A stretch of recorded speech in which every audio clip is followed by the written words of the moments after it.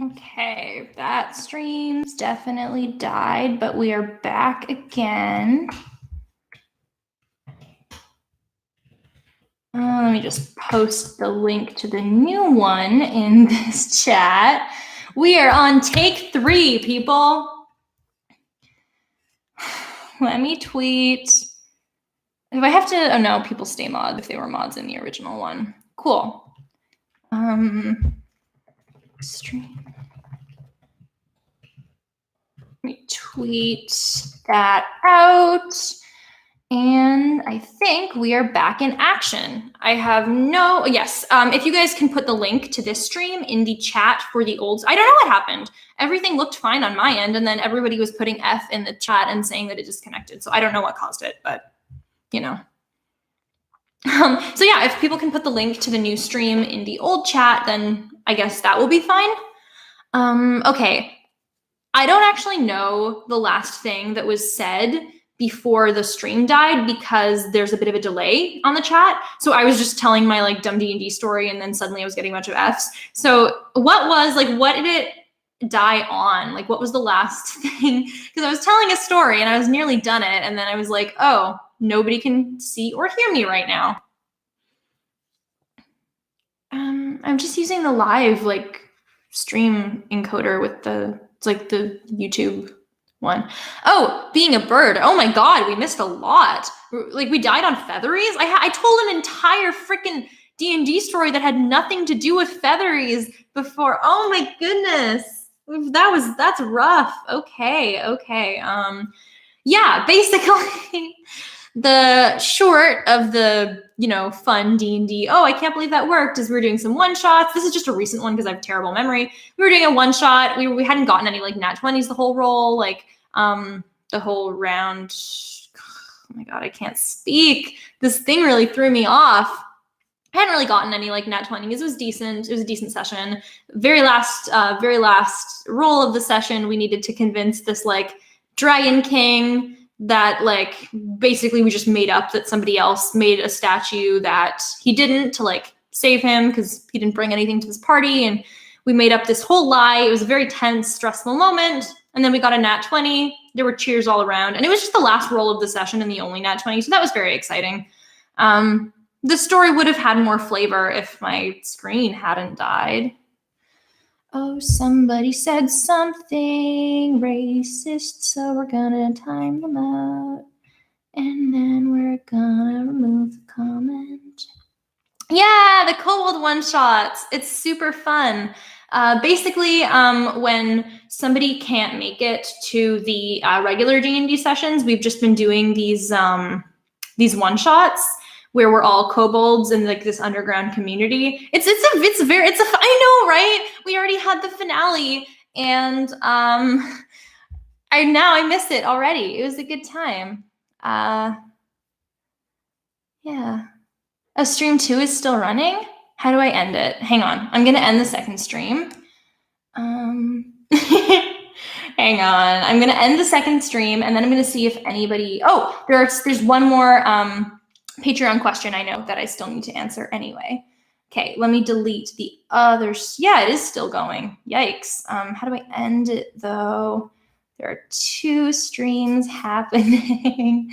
All right, let me go to Creator Studio. I can do this. I'm a very professional, competent YouTuber. We're gonna go to live streaming. Okay. We are gonna do the AMA stream take 2. Oh yeah, it said that they weren't receiving data from the encoder. So I'm gonna stop streaming on the AMA stream take 2. So that stream should now be done. Cool. I'll set up slow mode. I will next time. I'm gonna figure it out.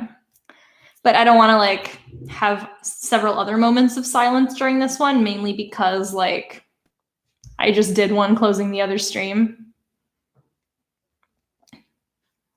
Yeah, okay. So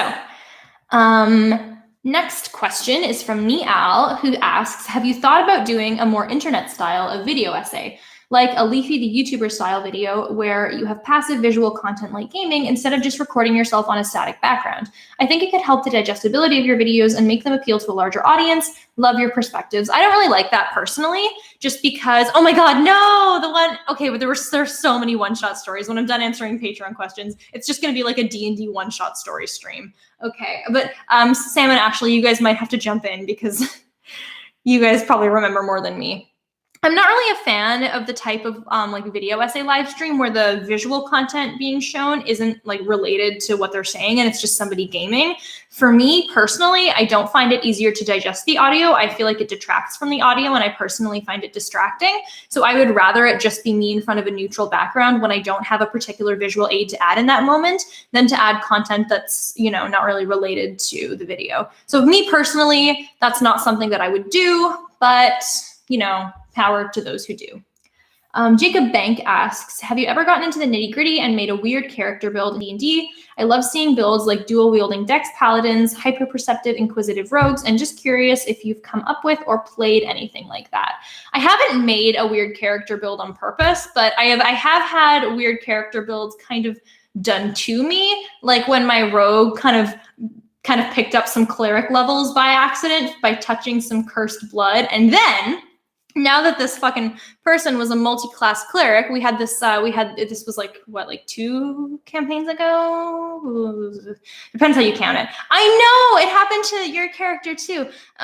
We were at this like otherworldly bridge and we had to give stuff up as a toll. And my character was like, I just became a cleric. I don't give a fuck about this cleric shit. And like was like, I'm gonna give up some of my magical ability and gave up all our spell slots. So then I had a cleric who didn't have spell slots, and because he was basically like, okay, you get to choose. You can have a level in like paladin, or you can have a level in cleric, but you touch the cursed blood, so you gotta have one. My character did not have the official multi-class prereqs for either of those classes.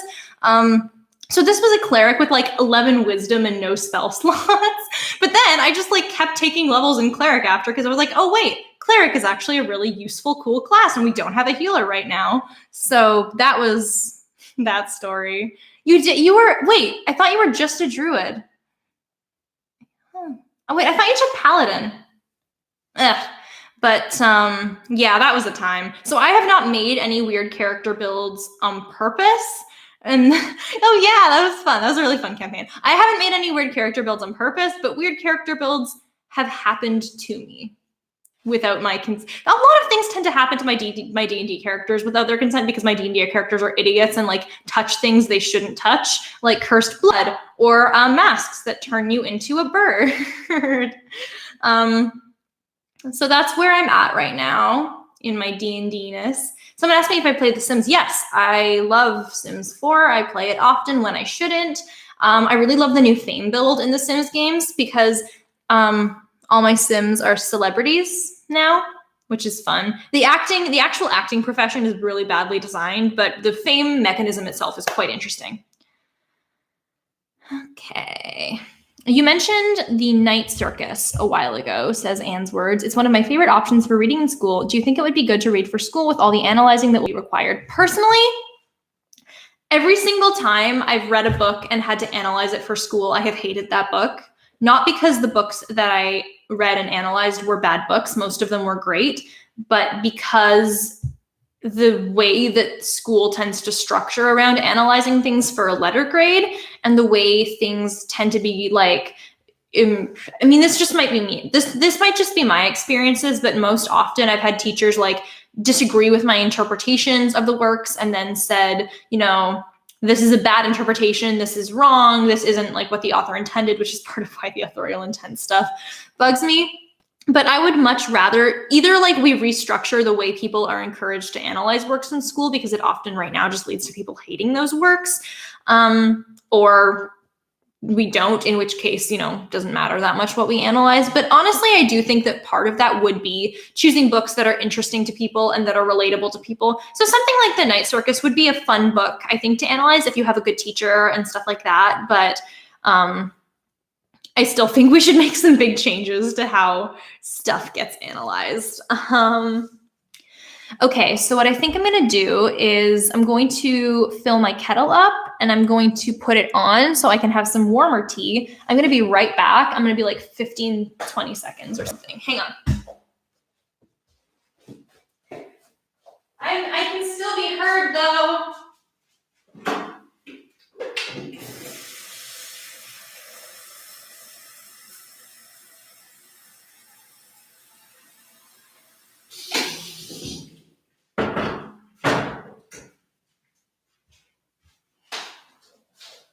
And she's back. It's like when the teacher leaves a room in school for a few minutes and everyone's like, what do I do now? Boy. What's the most you've cried at any piece of media? Les Mis, when I was younger. Les Mis, that got me hard. That got me hardcore. Kimi no Nawa also really. Actually, I think I actually made a list when I was like 14 and I put it on my phone of like which movies I've actually cried at. And I have no idea why I did that, but I did, and I don't know why, but I think I probably have it here on my phone somewhere. Also, this is a note on my phone from June 2018, and all it says is top 10 anime betrayals, and I don't know why. Let's see. Oh, and then I have a bunch of like my Adventure Zone theories when I was first listening to it, and like what I didn't understand about the Adventure Zone. And I was like, these are really funny in retrospect. Like, but if Barry is a lich and liches have to be anchored to something, to what is Barry anchored? Or to whom? Ugh, I didn't know the pain that was going to come from. Of course, I've kept up with Amnesty, and it's excellent. Where's my list? I have so much stuff here. Old debate motions that I didn't use. Cole owes me a thing of popcorn I have on here.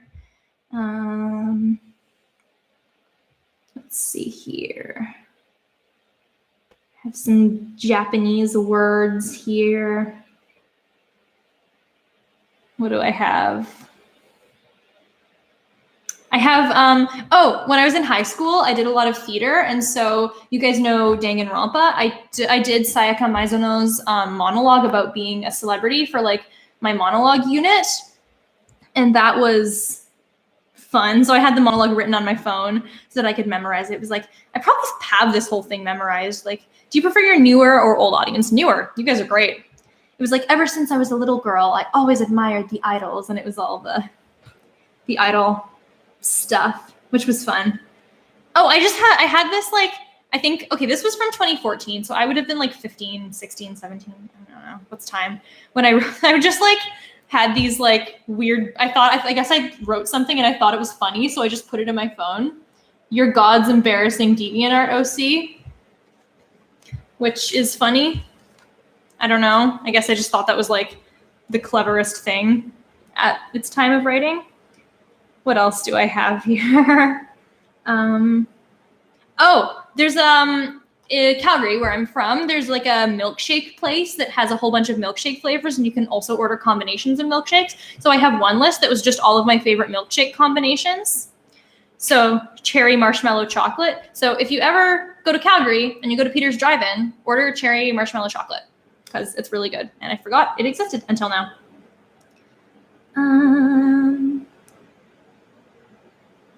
What else do I have here? Oh, also, I'm going to refresh the Patreon questions again to make sure that there aren't any that I'm missing. Nope, I'm still good on Patreon questions. Oh, fuck, H-Bomb. What about, is H-Bomb streaming right now? Oh, damn, this is probably a bad time for me to stream if H-Bomb is streaming right now. I should be on his stream. Just kidding. But, oh, he just stopped streaming. Oh, is that why everyone is here now? That makes sense. Have I ever DM'd in D&D? Not with my group, but I did DM for my family because I was like practicing a murder mystery that I'm hoping to DM with my actual group. So I like explained D&D to them and how it worked, and I did like a little mini one shot for them. But I've never like DM'd because it's very intimidating. And I tend to make my stories and my worlds too complex. And I feel like if I didn't have like the barrier of like other people there for me trying to solve stuff, I would just get out of control and I wouldn't know like the right balance between, you know, how much should you have pre-written and how much should you let people figure out. It's just a lot and it intimidates me very, very much. Oh my God, this is so bad. So in like 2013, my friend was learning French and we were both big fans of Danganronpa. So to help them learn French, I wrote them in French a Danganronpa fan fiction, like a little mini one of their favorite ship, so that they could like figure out the words and figure out like what to do. So this was my in French Danganronpa fan fiction. Ils sont si mignons, Tanaka-san, rigolait Sonia, laissant Cindy reste dans sa main, etc. It was rough. It was a time. Oh, my tea is ready. I'll send it to you, Sam. One sec. Right? Sundem gang, make some noise. Oh, I just got a super chat. Tea can wait. What is a classic movie you've never seen you're ashamed about? Most of them. The Godfather I've never seen. Citizen Kane I've never seen. It's a Wonderful Life I've never seen. Chinatown I've never seen. There's a lot of movies I've never seen. I'll be right back.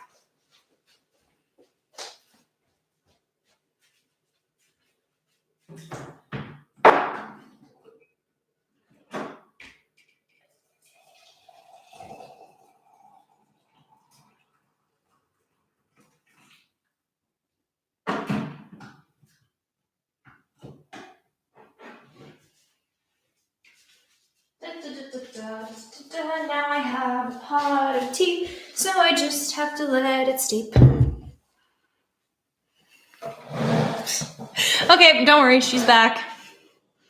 I know, the chair is probably more engaging. It's true, but I'm so sorry. Nope, I've never seen Casablanca either. Never read the Buffy comics.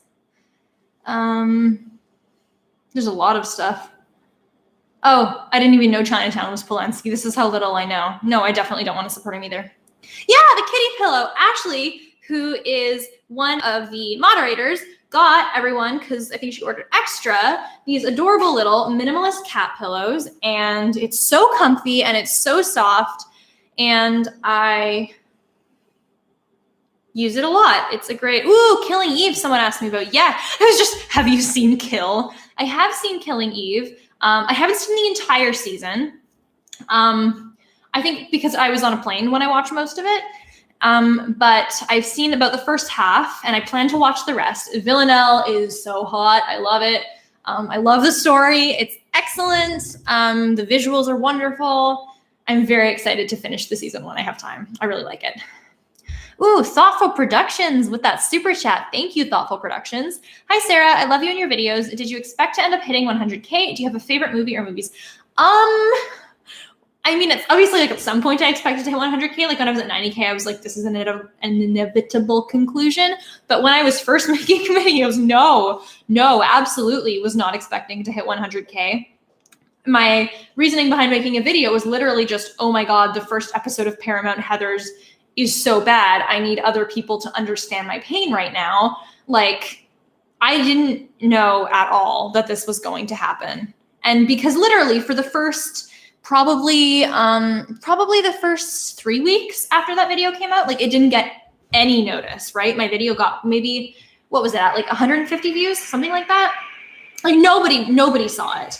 And then one day I log on and it's gotten 10K views in a day. I'm guessing that the algorithm picked it up and put it on the recommended of another video, or just that like maybe Paramount Heathers suddenly got a boost of publicity. And so when people searched Heathers, my video just luckily came up. But then I was like, oh, people like this. And I made more and now we're here. I think there was also definitely like a shift that came in terms of not only like my content, but also my subscribers number after the fast food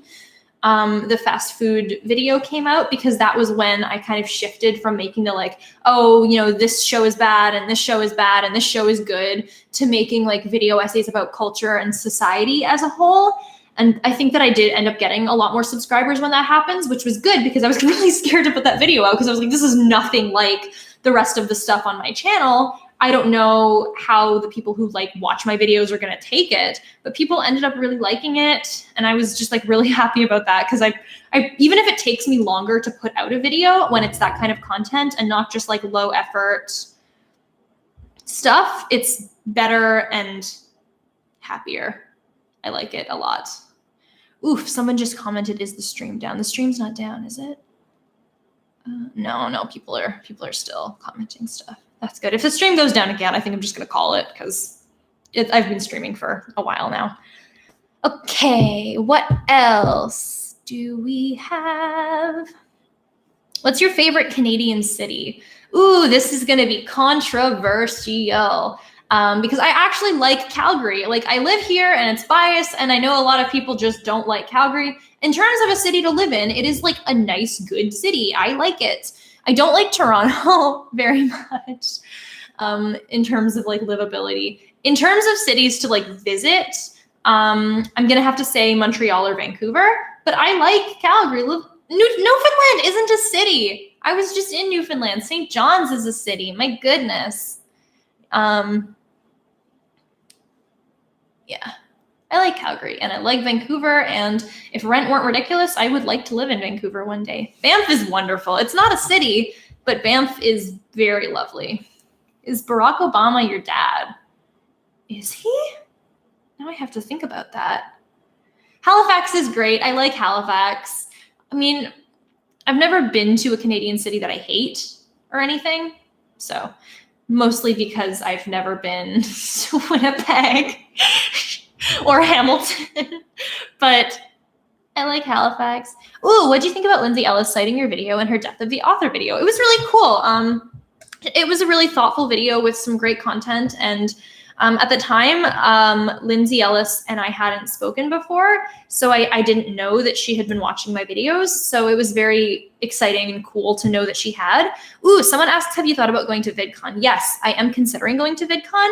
I just don't know, like, if any of my subscribers would also go to VidCon. So I don't know, like, not if there's a market there, but like if I would be able to like meet people and say hi to people there. But on principle, that sounds like a really cool thing to do. Oh yeah, I know, ContraPoints is great. I like her videos a lot. I'd like to go to VidCon, but you know.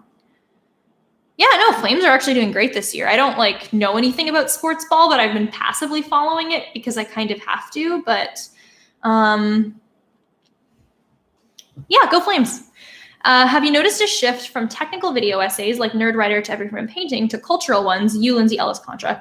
I'm guessing you mean as an overall trend and not in my videos. I don't know if it's like that the video essay community as a whole has been shifting to this. Like previously technical channels have now started doing cultural content so much as just that there has been an increase in people making cultural content, which I guess has shifted the average. But I mean, those technical channels like Nerdwriter they still exist and they're still regularly pumping out like good quality content. But I appreciate now that there is also this shift in like cultural stuff because, you know, that's my background and it's interesting and it's good. What are you studying or what did you study? I'm double majoring in sociology, hence, you know, that's my background, and international relations. It was originally just international relations, but then I started taking a bunch of sociology classes because I needed those social science credits and I really enjoyed it. So I was like, yeah, I'll pick this up as a major. What damage can it do? And now I'm thinking of pursuing a master's in sociology. So they got me. Let's see. Oh yeah, Dan Olson. He does technical and cultural stuff. He's also from Calgary. I've never met him, but we live in the same city. So that's cool. I'm sure he's nice.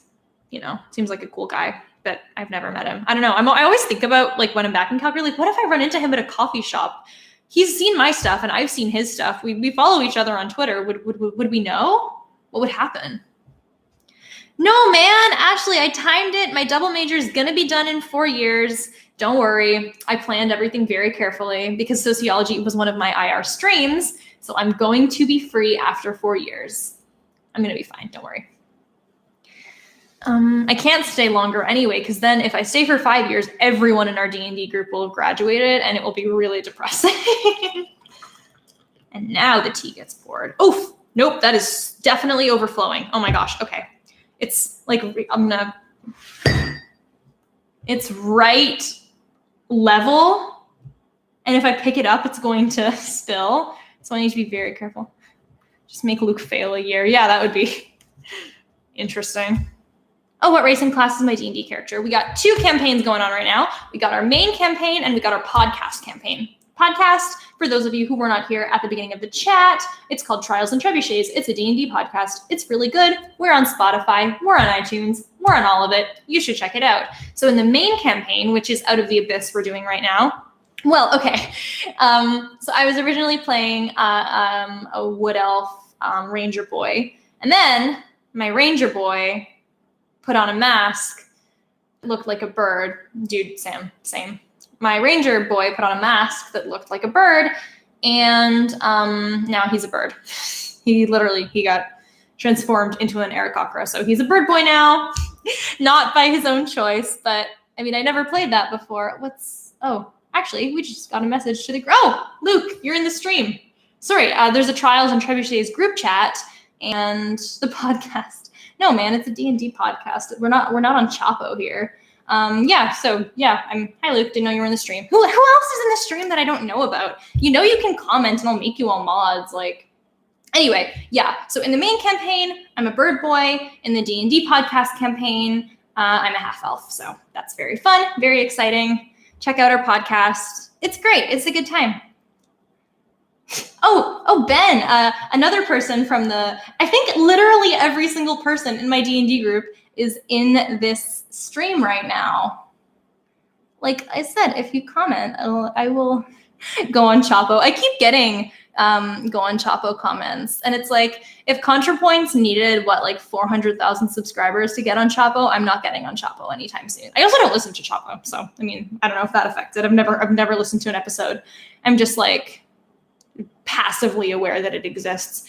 I mean, I think as far as I know, one of the creators is not awesome, but I don't really know because do a debate or Q&A with ContraPoints. Yeah, Contra do a debate with, guys, D&D group, join the mod gang, join the mod squad. I keep thinking what if my D&D group just came over right now? What would I do? I can't say no. It'd be so weird. Okay. Favorite YouTubers. So I have a list in my sidebar of some of my favorite YouTubers. It's pretty much just the classic BreadTube example. So I like Lindsay Ellis. I like ContraPoints. I like H-Bomber Guy. I was going to say H-Bomber Guy, like some kind of British person. I like Sean's videos a lot. Sean follows me now, so that's cool. Didn't know that he watched my stuff, but that's really nice. In terms of non-BreadTube, political or video essay YouTubers, there's a lot of food YouTubers who I really like because I love their recipes. So there's this one called Sungkyung Longest. Her channel is Asian at Home, and she makes a lot of really good Japanese and Korean recipes, which I've tried many times to recreate. And they're never quite as good as they look in the video, but I just love her recipes. Her one about General Tso's chicken is my favorite General Tso's chicken recipe, and that makes me very happy. Oh no, tanky discourse in the chat. Oh no, we can't have this.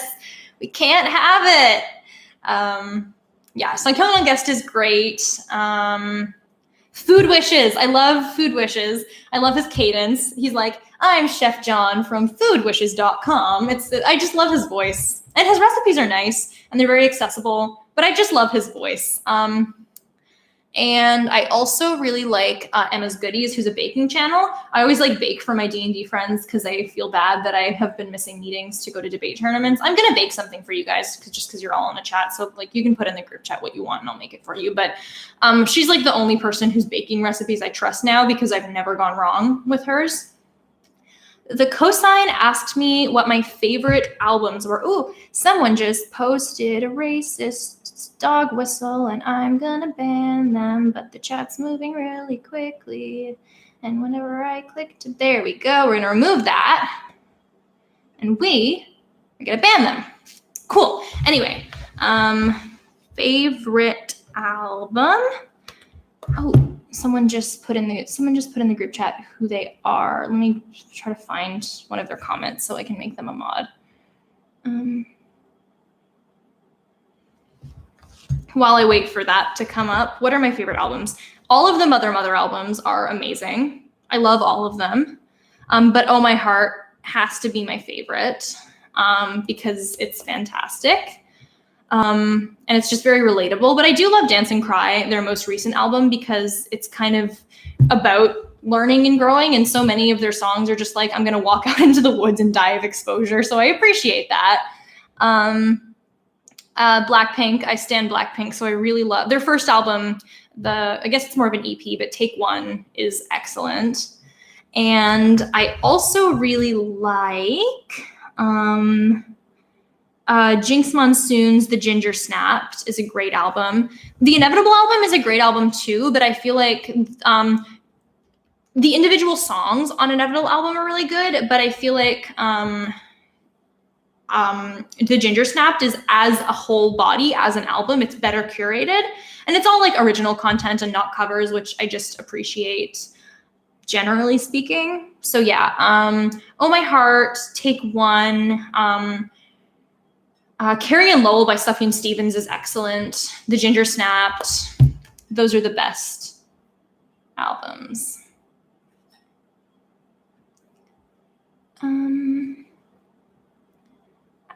Okay, yeah, those are great. Sorry, one of my friends supposedly has been commenting in the chat, and I have to like kind of scroll up and try to find their comments so I can make them a mod, but now I'm not seeing any, which is very weird because maybe I just can't read. I think that is definitely a possibility, much like Sargon of Akkad, I cannot read. But maybe it's just really far up. Going back up to Tanky Discourse. Just comment again, man. Just comment again. I know, so many amazing albums. I love music. Sufjan Stevens is excellent. Oh, he's not going to comment. Okay, fine. Don't comment. Don't be a mod. See how much I care. Have I been really streaming for 2 hours? I have been streaming for 2 hours. Okay, stay hidden. Be gay, do crimes. I love it. Oh, hey, Brandon O'Brien. Surely this has been asked already, but what are you reading right now? I am about to read Hank Green's new book. Well, it's not really new anymore. Hank Green's book about kind of somebody who becomes internet famous very quickly. I got it for Christmas, and I've been meaning to read it, and I've just been very busy. So that is kind of the next item on my to-read list. I guess, so because Hank Green tweeted out a recommendation for my most recent video, which was exceptionally exciting. And I think that motivated me. I was like, okay, if this guy is going to like my videos, I better read his freaking book that I own. And that's been sitting on my bookshelf. So I'm going to read that one next. Yeah, Hank Green wrote a book, and it's supposed to be really good. The Good Place season finale.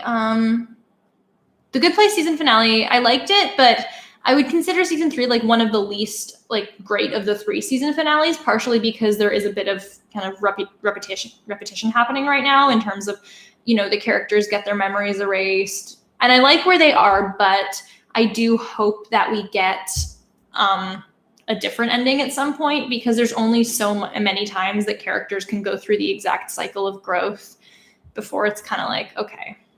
But that being said, that's my catchphrase. When someone said that being said is my catchphrase, they were correct. Ooh, Johnny with the $2 super chat. Thank you, Johnny. Or is it Yanni? I'm going to say Johnny. It says, check out Tokidoki Traveler, really cool cooking videos. I always appreciate cooking video recommendations. So thank you very much. I am going to check that out. Let's see. This tea is really overflowing. Oh, Jun's Kitchen. Rachel and Jun are the cutest channel. Basically, it's a Japanese guy and an American girl, and they're married, and they have like the cutest cooking channel with their 7 cats or something ridiculous, and they have fun videos about being an international couple, and they're like so perfect. I'm sure, you know, it's fake. It's all a persona. Like nobody's relationship is actually perfect, but they just seem so idyllic, you know? They're very nice. Okay. Do you sing or play an instrument? Yeah, I mentioned the instruments I play earlier. So when I was a kid, I played piano. and flute. And then in high school, I played guitar. I can probably still play the flute, like if I were to pick it up, and I was never great at guitar, but piano's gone. Brian the Eldritch One says, what's your opinion on H.P. Lovecraft and cosmic horror? Okay, so H.P. Lovecraft himself, not a fan. I mean, if you want to know why, literally Google what was the name of H.P. Lovecraft's cat, and you will know why H.P. Lovecraft is not great. But in terms of the like genre of Lovecraftian horror, even though I don't like him, even as a writer, like meh, I think that some of the transformative works and just kind of derivative works based on that aesthetic are very cool and very interesting. I like, he was super racist, but the mythical monster concepts in general, and like the terror of the sea and stuff, that I do like, as an aesthetic. HB Hatecraft.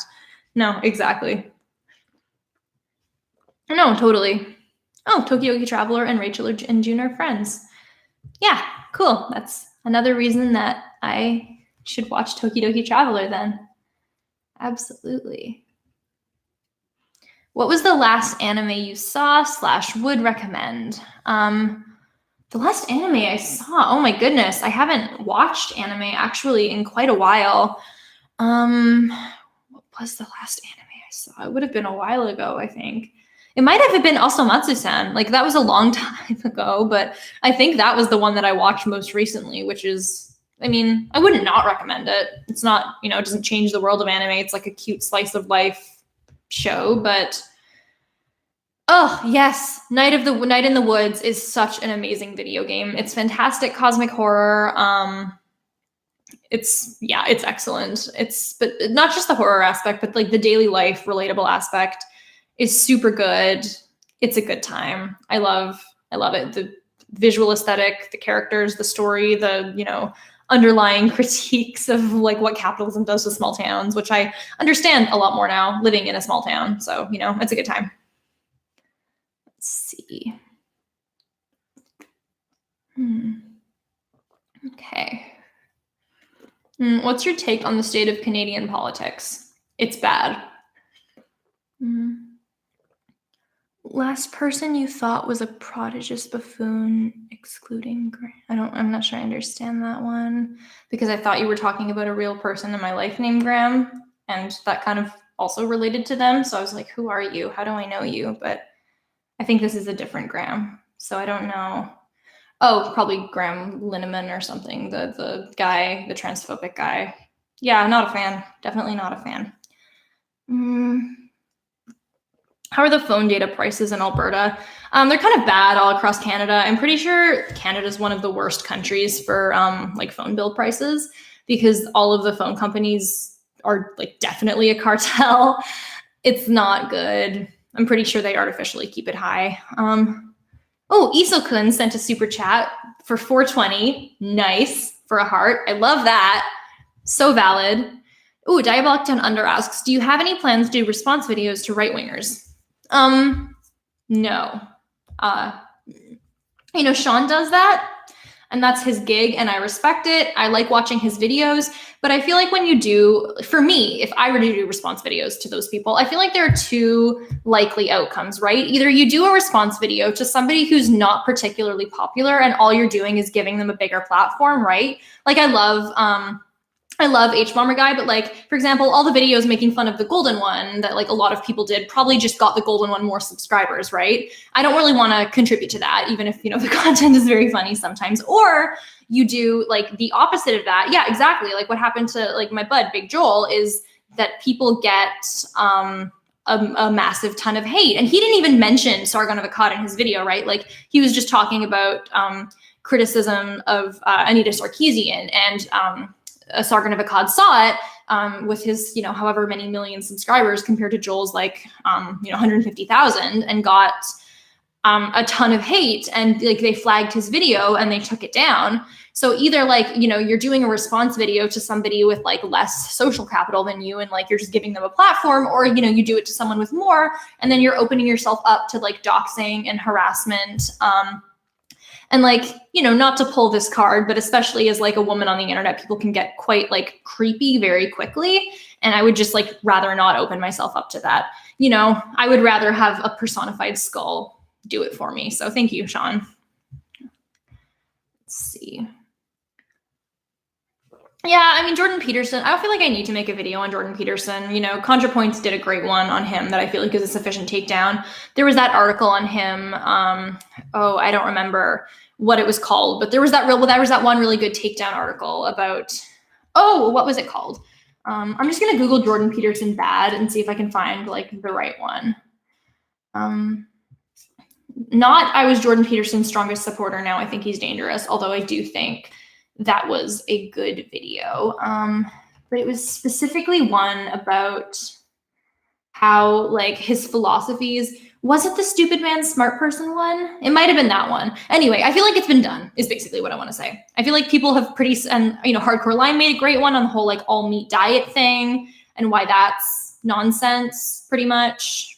Yeah, it's been said. It's been done. I don't think I have anything new to offer on that topic. Am I going to watch the Zizek versus Peterson debate? No, I don't like either of them, to be perfectly frank. I mean, I might read about it later, but I'm not interested. I'm not personally invested in either one of them as people enough to watch it. I don't care about them. What's your opinion on TERFs and radical feminism in general? TERFs are the worst. Fuck TERFs, and that is something you may quote me on. Trans rights, fuck TERFs. Yeah, don't love them. Don't love them. They're not great. Did you enjoy the latest Steven Universe episodes? I did. I did enjoy the latest Steven Universe episodes. They were excellent. The finale was so super good. The visuals were beautiful. I loved it. It was great. I don't love every episode, but that was an episode that I loved. All right. Okay.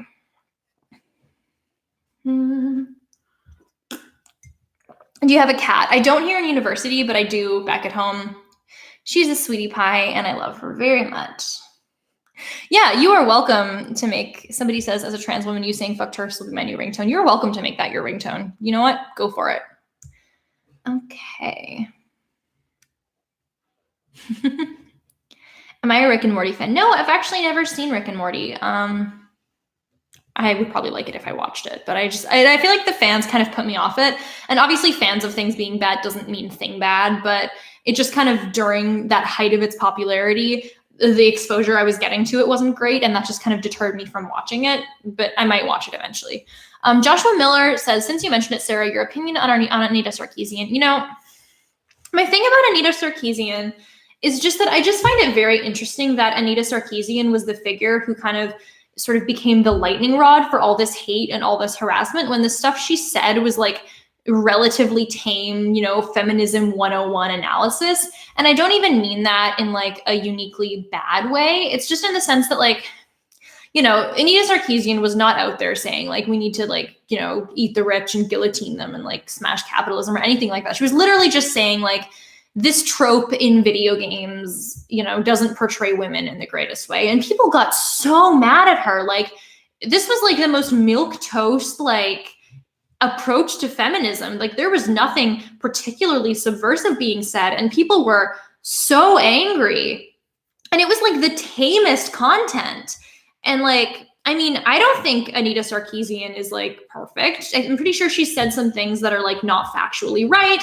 I'm pretty sure that she's made some mistakes. You know, sometimes her approach isn't awesome. Like, I wouldn't call myself like a fan, but just the sheer volume of hate that she had directed towards her. And it felt like people were actively going out of their way to like misrepresent her as much as possible.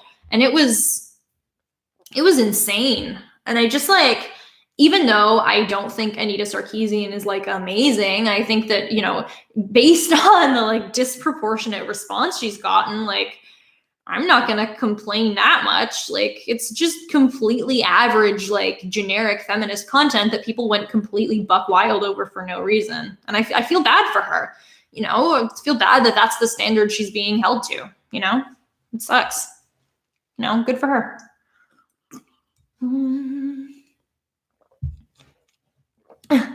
Why do Canadians buy milk in bags? I don't know. That's not a thing in Alberta. I have never seen a bag of milk back home in my life. I've never seen it. And then I come here and it's everywhere. Like, I go to the store and there's a bag and there's milk in it, and I don't understand why. A bilk of mag. Enough. This bilk of mag is the new see you very much. But oh my God, I don't get it either, and it's terrible, and I hate it.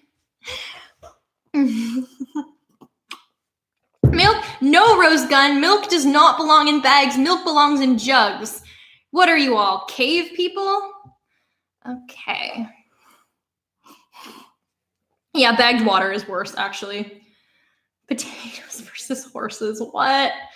I don't understand. No, jugs is better than, it's better than bags, and it's better than cartons. Jugs, jug squad for life. Jug master container.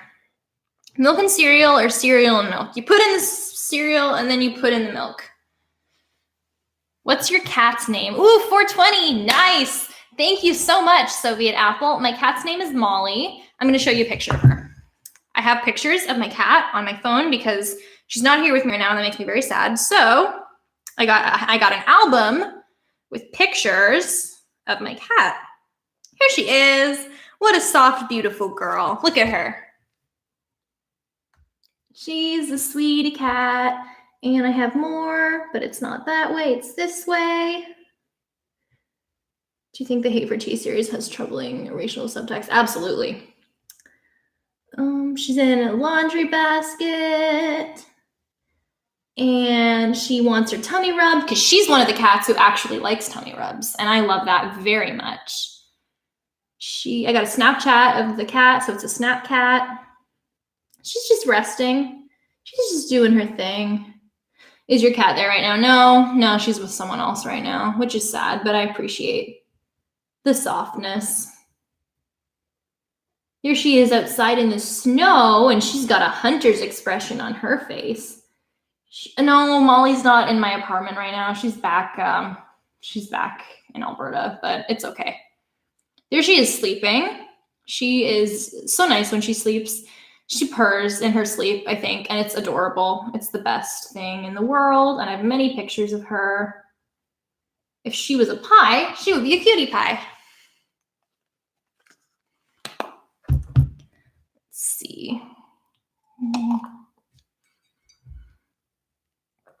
Do I know Alf's Void? No, I'm sorry, I don't. I haven't seen. What's your experience been like of being a leftist in Alberta versus New Brunswick? Honestly, like, I think just the fact that I'm in a university context here means that I haven't seen a massive amount of backlash either way. You know, I was in theater in high school. I was in a theater program. Like, all my friends were like gay leftists. And then here, like, I'm at university. So, I mean, you know, I'm not like, I don't have a problem with people who do, but like in public, I'm not like going out with like Antifa shirts or anything. So I'm not like, and I don't look visibly, you know, I look, you know, I don't look visibly queer, I guess, you know, like, or anything like that. Like, I'm not a visible minority. So I haven't experienced like any difficulty just based on my physical appearance. And the fact that I, in both cases, in both places I've been, have been in like relatively, you know, already like left-leaning spaces has probably informed my experiences. So I can't give you like this deep-seated analysis of like, you know, what like the political situation is here versus there, because I am in a very specific bubble, but like, that's just my personal experience. And that's probably part of why, you know, I like living in Alberta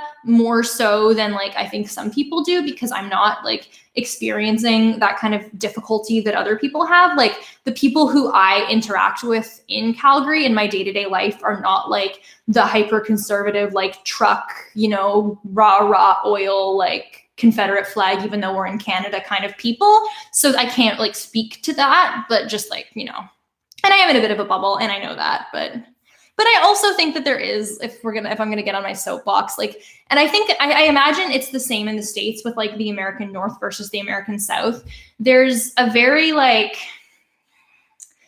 there's this very specific attitude that I've seen among other left-leaning people who aren't from there of like simply dismissing these places and saying, oh, like this place is like super homophobic and like everyone there is conservative. And it's like, not only does that ignore the fact that like there are resistance movements and like, you know, we have a very vibrant like drag culture here, for example, but it also, I feel like, takes the blame off of these other provinces and like off of, you know, them to like, for example, like the treatment of First Nations in Ontario and the way that the Ontario police respond to like visible minorities is absolutely terrible. And there's like so much racism happening there. And I just feel like, oh, Alberta is racist. I mean, everywhere is, but like, I just think that's an easy cop out in terms of not dealing with these issues in other provinces. And I don't really like that. You know, people simply making blanket statements about one place, you know, when it's happening everywhere. And I feel like there's like kind of, yeah, I don't love that. And that's not to say it's not a thing here, but, you know, also a thing elsewhere. Rob R, thank you for the super chat, Rob R. Yeah, Doug Ford, man. Like, we literally have NDP leadership. They're probably going to lose the next provincial election as much as I would like them not to, but like, we currently like have an NDP, well, like fucking Doug Ford. Ugh, anyway. Rob R asks, are you a big coffee drinker? Regardless, what's a daily habit or ritual that you do to help with your productivity? So I'm not a coffee drinker. I'm Tea Squad for life. I don't like hate coffee, but I just, if I were given the opportunity between coffee or tea, I would always choose the tea. The tea. In terms of like a ritual that I do every morning. So recently, now that I have gotten my own apartment and my own kitchen, I've gotten into the habit of making overnight oats, like some kind of fucking Pinterest blogger. So I have been like, I always like, I know that you can, you know, meal prep and make them in advance. But what I like to do every evening is like make them just for the next night and put some nice fruit out. And then that's what I'll do, like, you know, after like getting changed and then brushing my teeth the first thing in the morning is go and like, I feel my oats and I eat my oats and it's a really good time. And it's just like, I put my phone away because sometimes I'm very attached to my phone. So I put it away and I just sit there and I just eat my oats and I feel like a farmer. It's a very nice lifestyle. And that's the one time in the day that I do that. Yeah, the Dreamer Extreme. Let me feel my oats. Oh, someone has a birthday. Happy birthday. I'm glad you're spending your birthday in my stream. I'm going to refresh the AMA post again and make sure that there are not any questions I'm missing. Oh, there are. There are questions that I'm missing. I got two. One from Jacob Bank and one from Night of Nights. So, what's up? Jacob Bank asks, did y'all ever watch Cool Games Inc. with Griffin and Nick? Any thoughts on it? Not including anything about Nick Robinson's problems. Oh, fuck Nick Robinson. But I never watched the stuff with Griffin and Nick anyway. I did watch some of Nick Robinson's like solo content before all that happened, which I don't anymore. I mostly watched like Monster Factory and stuff like that on Polygon. And then, I mean, the only actual thing I've seen with both Nick and Griffin in it was the banana video where Griffin just crunches a banana with the peel on it. Yeah, Carboys. I've been meaning to watch Carboys. Now I don't know if I should because Nick Robinson, but like I've heard good things about Carboys. Oh yeah, Nick has a massive platform now. He made that Hatsune Miku video, which I was so sad because like I didn't really know that much about Nick Robinson. And I watched the Hatsune Miku video and I was like, this is a funny video. And then I looked at the name and I was like, oh no. Yeah, he still has a platform. He's still in a position of power. No, Griffin and Nick are not still friends. No.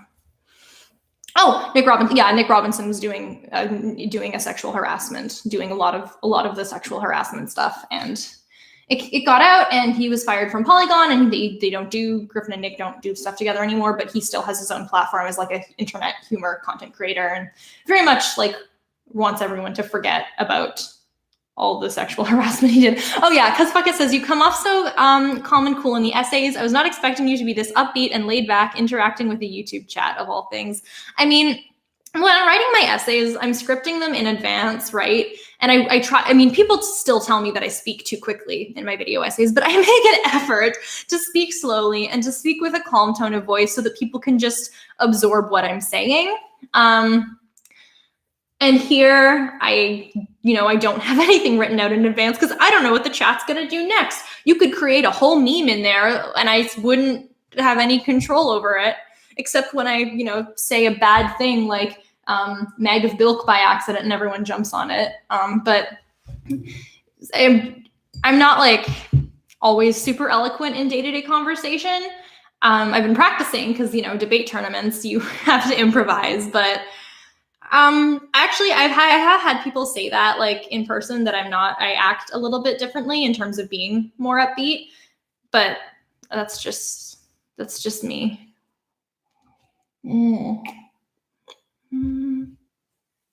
How bad is the echo chamber caused by YouTube algorithm? Oh, it's terrible. It's terrible. There's like a total pipeline, right? Like you start with like centrist content like Philip DeFranco, and then you get to like, is the Amazing Atheist still making videos? Stuff like that. And then, you go down the rabbit hole. It's, especially young people, it's like terrible. And it's unfortunate that like the only way to combat that right now is like to make the algorithm favor us ourselves instead of being like, why do we have these algorithms that push people in these directions? But I mean, that's what we have right now. So, I'm glad that BreadTube exists. Oh, someone says you did debate. Yeah, I still do. I do it, man. I still do university debate. It's like, I was literally at a debate tournament this past weekend in Newfoundland. And I didn't win, but, our team did come fourth out of like 12. So, I mean, we were in semifinals. We lost in semifinals, but, it's okay. It's fine. Next year, we're going to win. For people who weren't here before, somebody asked me about it, and we made an entire like CW pitch of what a CW show centered around university debate would like. Is there anyone last time I asked this question, there were some university debaters in the group chat. Are there any CUSID university debaters in the group chat? I just want to know like what my reach on this content is like, and like if any of the 400 of you are Canadian university debaters.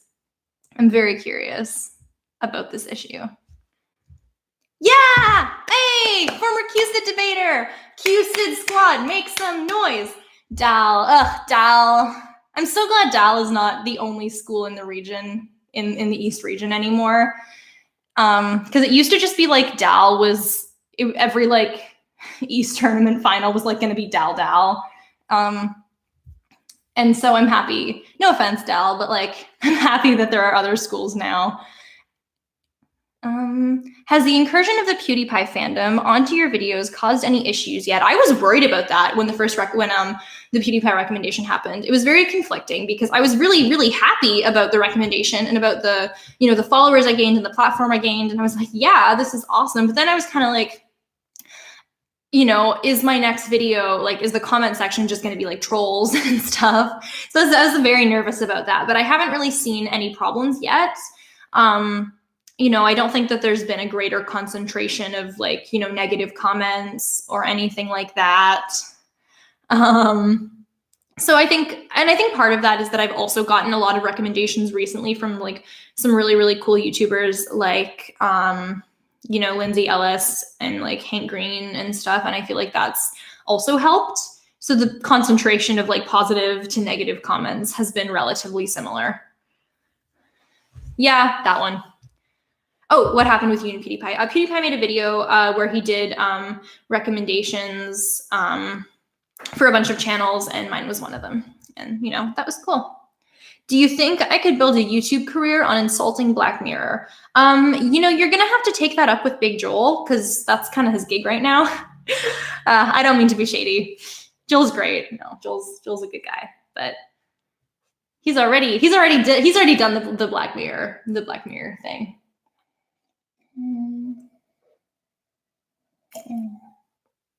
Yeah, Joel Squad, man. Did you take any film classes in high school? No, I didn't. I took photography because my school had a very good photography department, like, some really nice DSLRs that we could borrow. We, had to give them back at the end of the day. But so I do know some stuff about like visual techniques because of my photography class background stuff. Oh, Diabolic Down Under. I do. No, I do. I talked about that in the last stream, but yeah, I know about, rule thirds and like, framing and stuff from my photography stuff. Not that I've put much of it into use because it's just me and my webcam here, but no film, bit of photography. Have you heard the new Heather's musical album? Oh, has the UK Heather's album been out? Because I've seen, I saw it live. I was in London over reading week break because it was for my mom's birthday. We went, and so we saw Heather's, but I didn't know the album was out. I really liked it. I loved a lot of the script changes were definitely for the best. They added some stuff. They added 2 new songs. They took some stuff out. I mean, them taking Blue out, I'm very sad about, but I think it was, probably a good call because the song they replaced it with was really good and too real. And Heather Duke finally got a song, and that was great. I love if anyone saw it live, I love she quick changes into Heather Chandler's red outfit, and it was glorious. So I'm happy about that. It's good. I didn't know the album was out, so I'm definitely going to listen to it. Favorite Heather song? Oof. Let me look, because I don't remember all the songs. So I have the album on my phone. If Grandpa Glasses is still in the chat, I'm very sorry. He really doesn't like the Heather's musical, and I do. But okay, what was my favorite Heather song? I love the reprise of Dead Girl Walking. I also love the original Dead Girl Walking. That's a great one. Meant to Be Yours. Okay, I love villain songs. This is just me as a person. I love villains. I love villain songs. Meant to Be Yours is a great villain song. I did Kindergarten Boyfriend for a music competition once. Didn't win, but I did it. I did win with a Matilda song once. That was fun.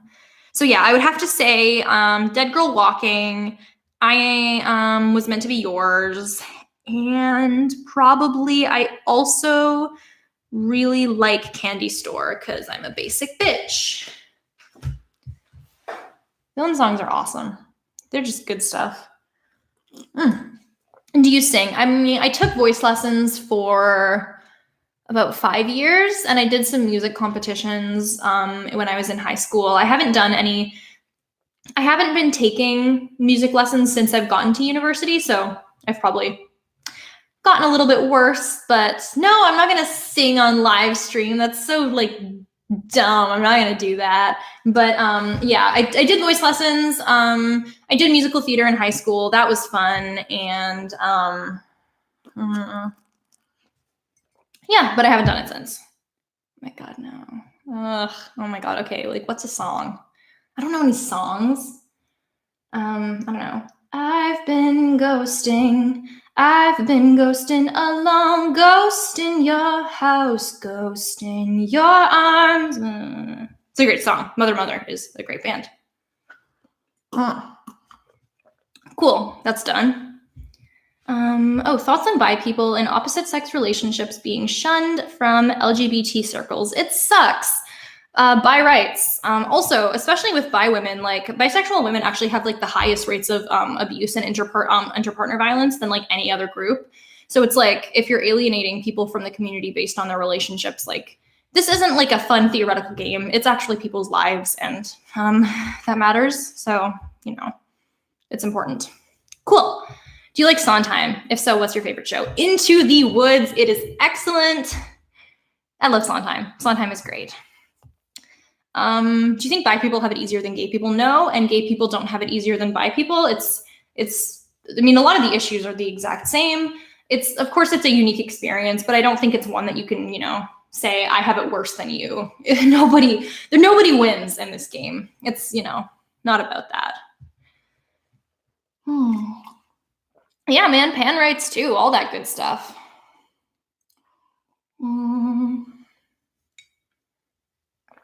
See.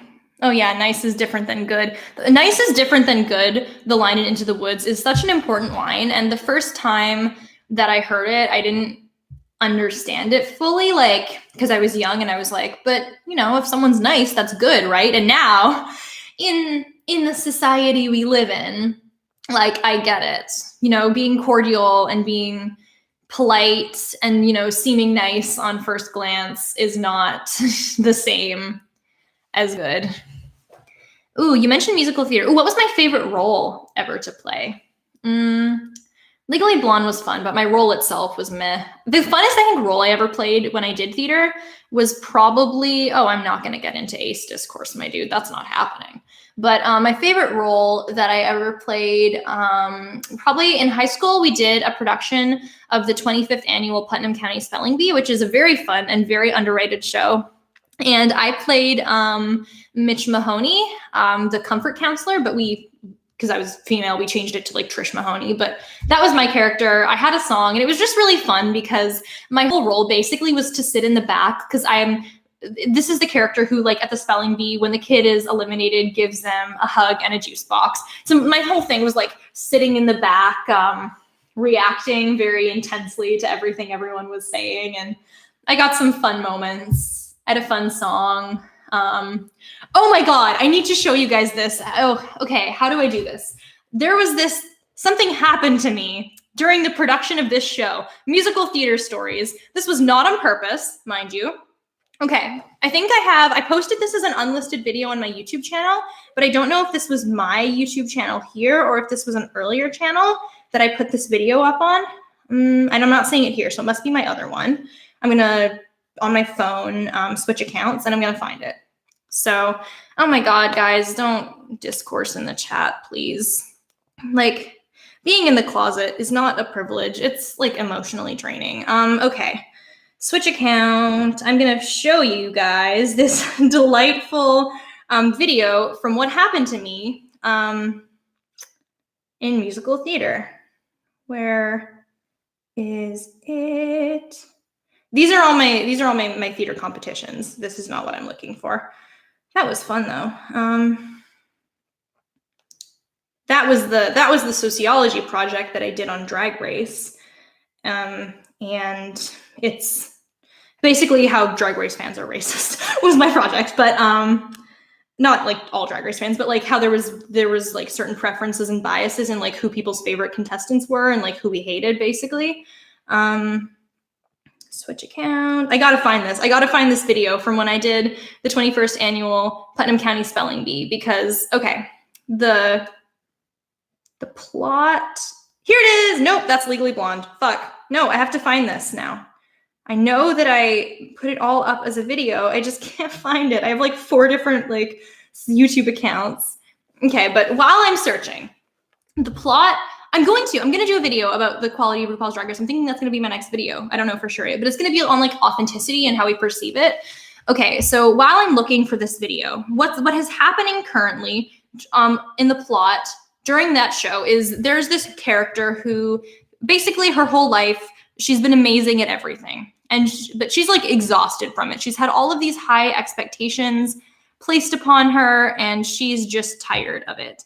And so she is winning the spelling bee. She's going to take it. And last minute, she throws the whole bee. She like deliberately misspells a word in a completely ridiculous way and gets deliberately eliminated. So that's where we're at. And so she sings a song about pretty much how excited she is that she's not going to win this spelling bee. Hang on, now I have to find it because that was when this delightful thing happened to me. Which channel could this be on? I have like, hang on.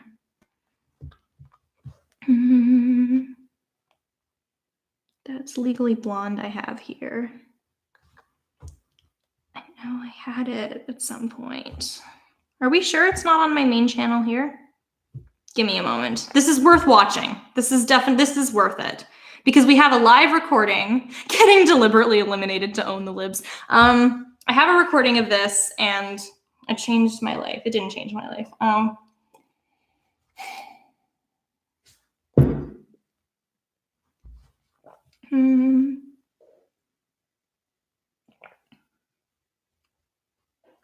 is it? Where is my video?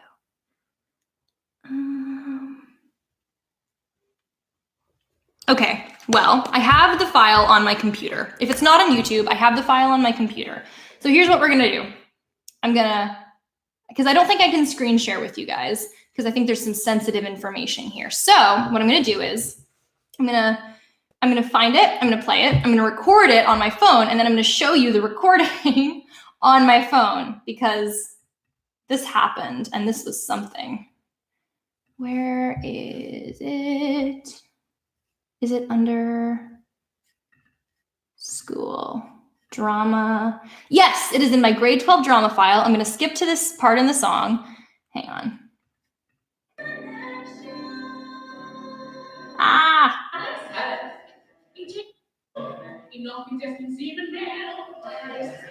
Six languages. Here we go. Okay, I'm gonna film it, and then I'm gonna show you guys this moment in my life. It's not even gonna be that great. Like, I built it up, and it's like not even gonna be good, but now I feel like I'm stuck in this position where I have to. So give me a second. I'm gonna do a video.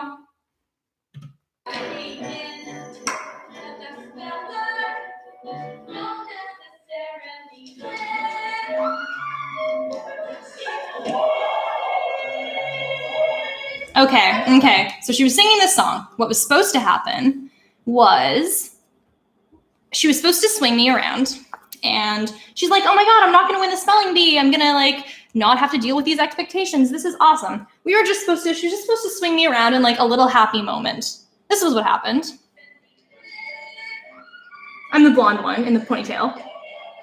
She physically picked me up, like me, I'm first style, and swung me through the air, and I crashed very hard.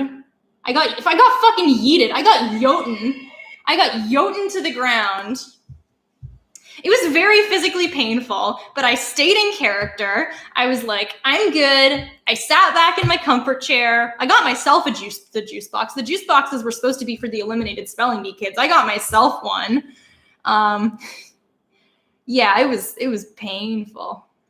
Oh yeah, when we did Putnam County, the last audience member left would not stop spelling things correctly before prayer, and it was who knows how to spell zero fenmol. Okay, so what we did for this, because we had a similar situation with the guest spellers keeping spelling things correctly, we literally just made up a word. We were like, spell this, and then just eliminated them on the first letter. We were like, yeah, okay, the improv part is done. Please leave now.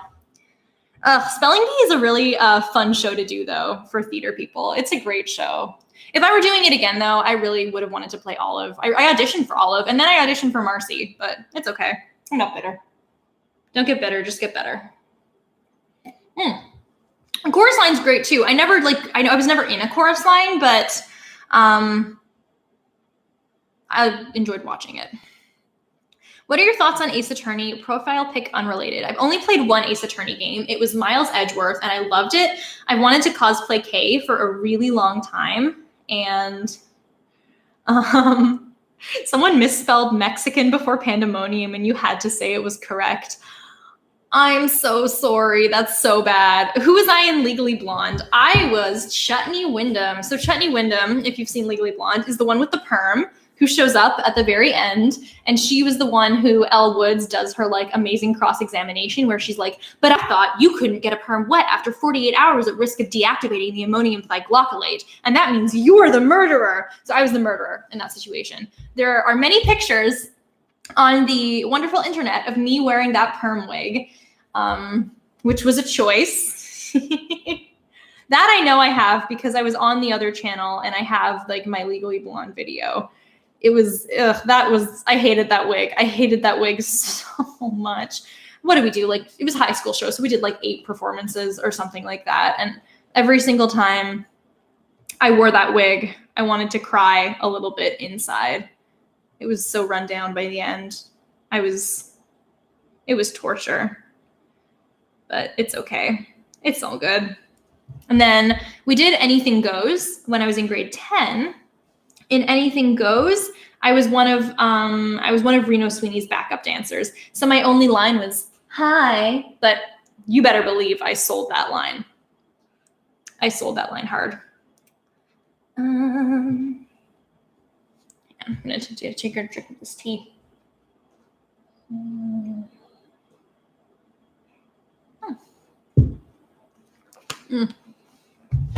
Oh, hey, Sarah Zedig is here. Hey, I'm gonna make you a mod, Sarah. Vriska. That's a really great point. Vriska, agreed. Add moderator. You are a mod now. You guys should all subscribe to her channel. We're both named Sarah Zed. She makes really great videos, and she just hit a great subscriber milestone. And she did a stream recently that was excellent. And this is a wonderful. Yeah, it was 9K. You should get her to 10K.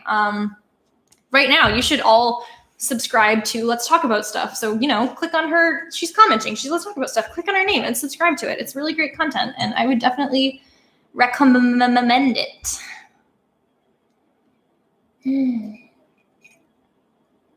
Yeah, Sarah Sunflower. I know you're already subscribed because you were in her 9K stream. I remember your name because there were a whole bunch of people in the stream who were named Sarah, and it was absolutely fantastic. Are there any other Sarahs in the live stream? Sarah's make some noise because, Sarah Squad. We should just take over. Yeah, we should have SarahCon. It's like TanaCon, but better because Sarahs are the alpha.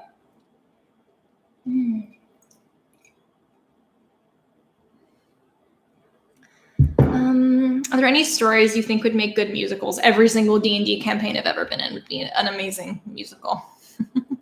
The Z stands for zone. Welcome to the Sarah Zone, you guys. That's this. I'm going to rename this stream. This is just the Sarah Zone now. Get in the zone. Yeah, man. I literally just had an entire half hour where it was just me telling D&D stories because my D&D friends they're all mods in this chat. And no, it's okay. You guys can stay because your names are you can still say your names are pronounced Sarah. Exactly. Just like Ashley said, or Sarah, I guess, but it's spelled Ashley.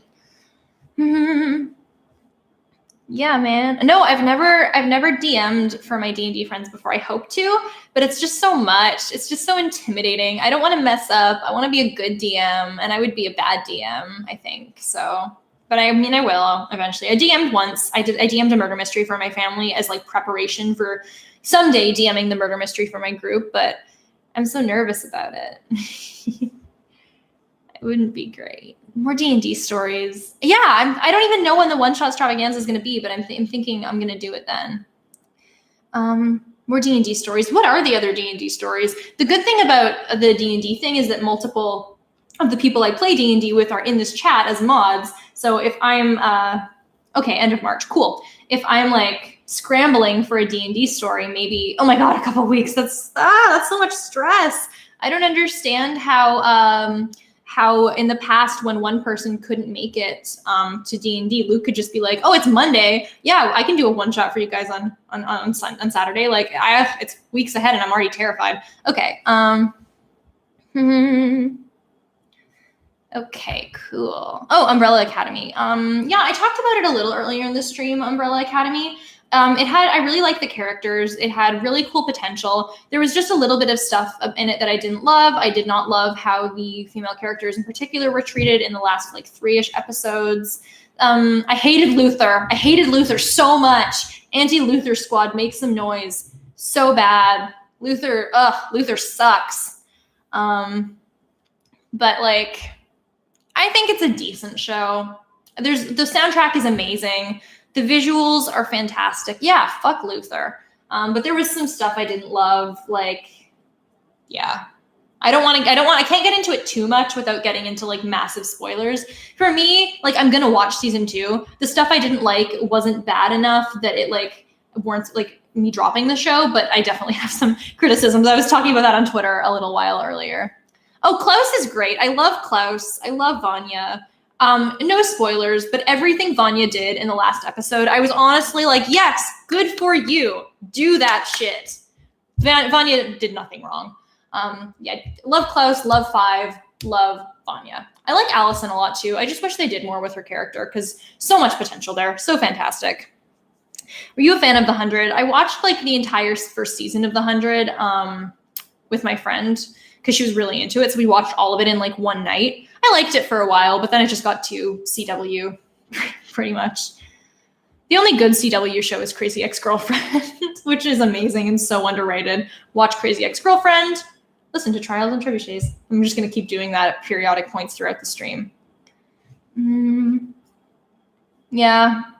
No, I'm sorry, Vanya did nothing wrong. Honestly, everyone had it coming. I have not seen Jane the Virgin. I haven't. I should, but I haven't. It's supposed to be good. Dragon Prince, I love Dragon Prince. It's excellent. It's a really good time. Vanya is soft. I know, I love her. She's excellent, and I support her in all of her endeavors. What are your opinions on Luther? Man, I just said anti-Luther squad, make some noise. Luther sucks. Luther can... Dolores, yeah. Dolores is unproblematic, and the other unproblematic fave, what is her name? Agnes. Agnes really did nothing wrong. And it's like, with the romance between Agnes and Hazel, it's like, on one hand, I don't want it because Hazel does not deserve happiness, but Agnes deserves so much happiness. So I'm like, I will tolerate this because I want her to be happy. It's like, you know what? You don't deserve redemption. You should probably die. But Agnes deserves happiness, so I'm going to let this love happen.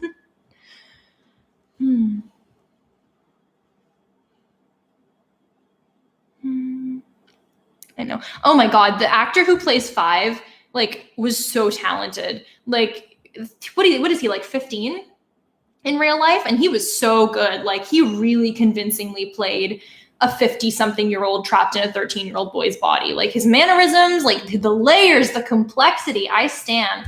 You know what? Honestly, like, with how bad the Artemis Fowl trailer looks, they should have just gotten this kid to play him. Like, that is a talented kid. And he can play, like, older than his supposed age, but, like, still emotionally immature. He's baby. I support. I know. All of the actors in that show are so talented. Hazel doesn't deserve happiness because he murders like 1 million people, man. Terrible. Russian Doll, I saw episode 1. I feel bad, but I just wasn't, it didn't pull me in. And I might watch more because very few shows have amazing first episodes that pull you in. But like, yeah, but Vanya's, yeah, but I'm gay and Vanya's great. Yeah, it just didn't grab me. And I think it probably gets better. Every show like gets better. So I think I might, give it another chance. But I guess it just like, I don't know. Wasn't really my gig, I guess. Okay. Other people say like, stay with it. Okay, cool. I'm going to have to try it then.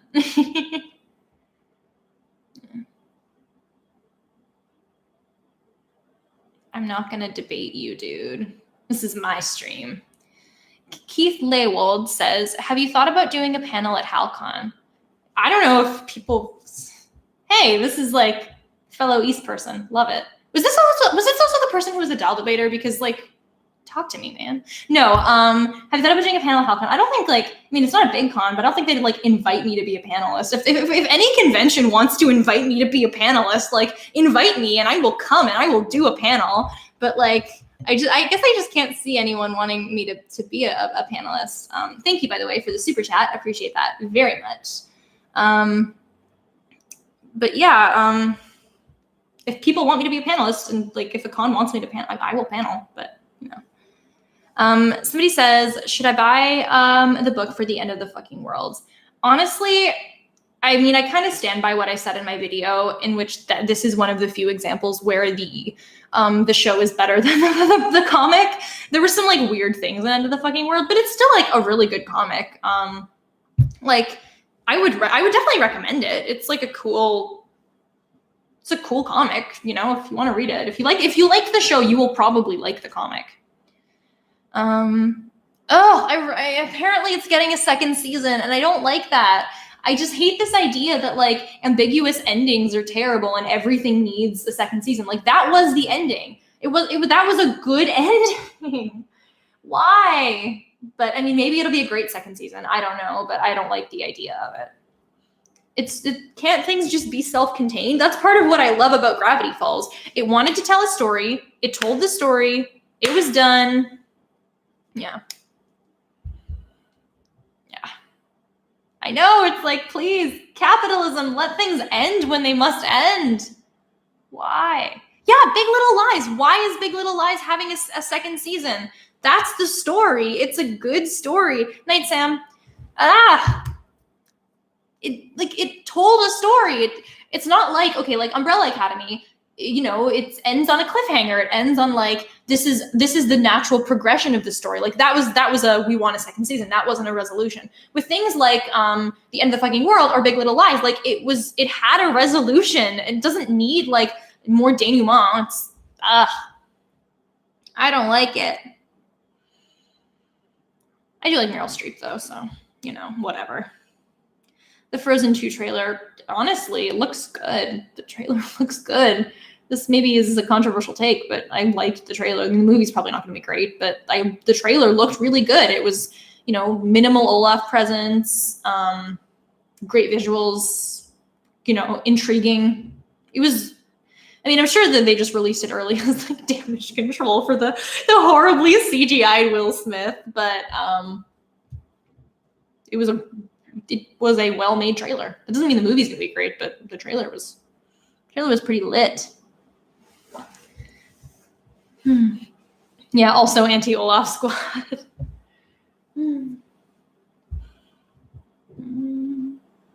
Wonder how much longer I can keep this stream going. I don't have anything else to do tonight. Like I have a class at like 1 p.m. tomorrow. I'm not like.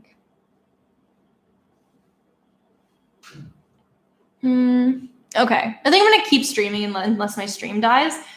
But what's gonna happen is I'm gonna be right back because I have to use the washroom. I'm just trying to figure out, like, should I put music on? Should I put music on in the background, or is that gonna be like a copyright problem? Yeah, just give me like.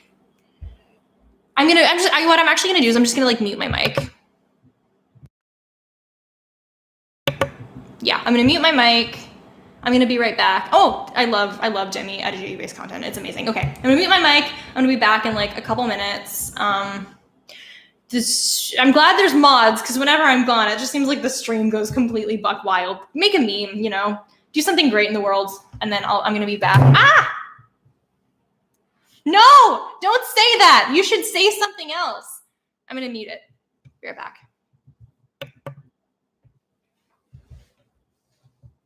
Is it muted? No, mute. Mute yourself. Wait a second, I can just.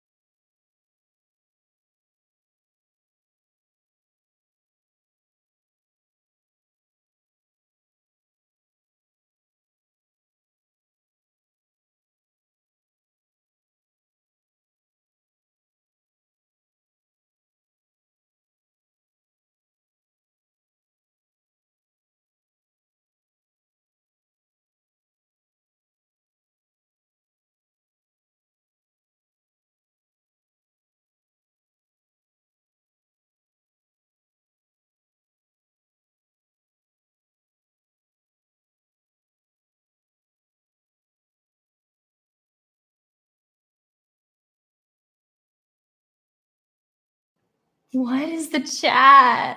Hang on. What did y'all get up to? Why am I holding this upside down?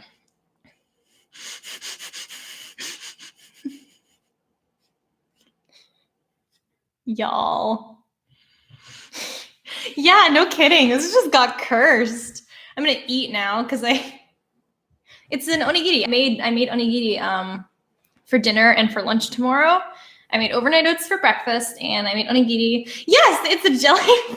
Nothing beats a jelly-filled donut. Jelly. Jelly-filled are my favorite.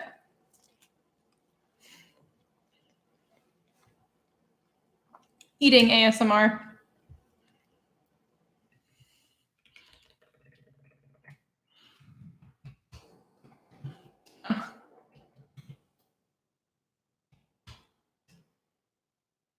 Okay. No, please. Oh yeah, I'm just a mukbang YouTuber now. This stream is gonna have the best analytics of anything I've ever made. And I'm gonna like pull a Wenji and be like, okay, everyone liked that. This is my new niche now. I made a mushroom filling for my onigiri, but then I had extra mushrooms, so I just added them to my bento box for tomorrow. That's my exciting anecdote. I saw a few episodes of Sharp Objects. I didn't finish it, but I really liked what I saw. But I was doing, I watched it while I was doing my internship, so I was so busy that like, I think I just lost interest, but I should get back into it. It was a good show. I hate cheese. Cheese is terrible. I hate it. Who asked me that? Who asks people's thoughts on cheese? That makes me wonder if this is someone I know IRL, because everyone I know IRL thinks it's weird that I hate cheese. Of course, I've watched Community. It's amazing. Yeah, it's horrible. I hate it so much. It's disgusting. And every time, like, I can't eat it because when I eat it, I throw up, and I don't want to like hate it. Like, I'm sure it'd be a lot more convenient if I like cheese in my life, because then I wouldn't have to be like that one person at debate tournaments where they're like, we made pizza for everyone. And I'm like, dietary restriction, but like, I physically can't keep it down. And it seems like I'm being picky or like,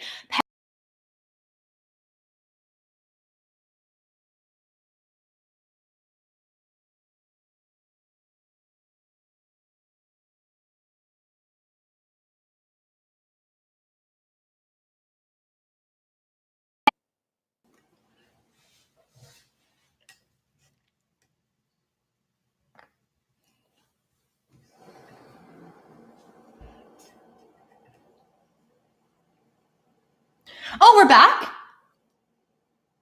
Oh, I didn't do anything, but I guess we're back. Okay. I'll take it.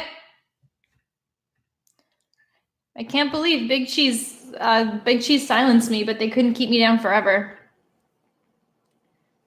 I'm glad. I'm very glad. I mean, I guess last time, if I had just like stayed on the stream for long enough, I would have come back. I don't know what happened, but yeah. And now everyone's left the stream because they think that it's like I'm gone forever. I mean, it might go back down again, but oh, I'm sorry. I don't know how to pronounce Korean words. I don't know any Korean. All I know is like 안녕하세요, and that's it. All I know is 안녕하세요. Yeah, I mean, I can pronounce Japanese words easily because I can speak Japanese, and because Japanese is a very easy phonetic language. How am I supposed to say mukbang then? Because I'm sure I've been definitely saying it wrong.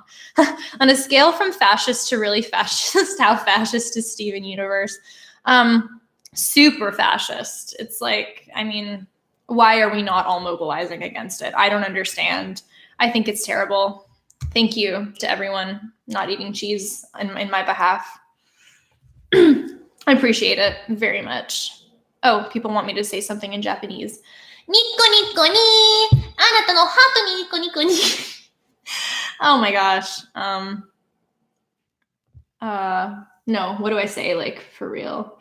I don't know. I'm just gonna say something. Watashi wa shiawase ni narimasu. No, I stumbled that time. Watashi wa shiawase ni narimasu. Ugh. Yeah, cursed. I'm so sorry. Omae wa mou shindeiru. I watched like half of the first episode of Shadowhunters, and then it was really bad and I turned it off. Apparently it gets better, but the dialogue I hated it. It was like hashtag stalker mom. She said hashtag stalker mom and I turned it off. I was like, that's rough. That's rough, buddy. Nani? Oh, Kim's Convenience. Okay.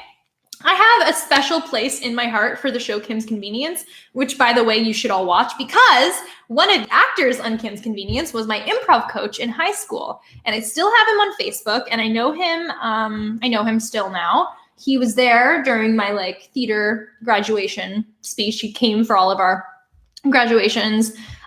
He's like one of the better known improvisers at like the improv place where I used to take classes. Andrew Fung, he plays Kimchi on Kim's Convenience. He's a great guy. I've known him through like improv training in like the theater circuit for a while. He has 2 adorable babies. Ugh, they're so cute. He's a great guy. So I always like I've seen a few episodes of the show, and whenever I see it like be nominated for something and I support it, I like get very excited because that's my connection is knowing Andrew Fung, he's great. Andrew's awesome. Yeah, yes, I graduated from theater. I also love reading book and listening to band. QSIT and improv. Oh, you ran the Dal Improv Society. I love that. Are you the person? Okay. I was chatting with someone after Carnival, after a debate tournament. It was the same weekend that H Bomber Guy was doing his stream. I might have like asked to come on, but I was in Montreal at a debate tournament all weekend, and I was talking with someone about CP debate on Twitter, and then I was creepy and I looked them up, and we went to the same junior high school, and like I was so shook, and I'm just like wondering if that's the same. Probably not, because like they were from like Alberta, but it was weird. I was like, oh my God, what is this? It's crazy. But, oh, my stream keeps freezing. I'm so sorry. Ugh, wasn't me. Well, that's cool. Like, it's cool that there are, like, I have multiple QSID debaters who follow me. I think that's cool because I need other people to understand, like, what the region is like and, like, my struggles at debate tournaments. Ugh, jeez. I mean, I'm not going to go in like right now in this live stream of 263 people, like super like specky, like information about what it is like being a university debater in this specific region of this specific country, because nobody cares and it would get very technical, but like, I'm glad that there are people I can talk to about this.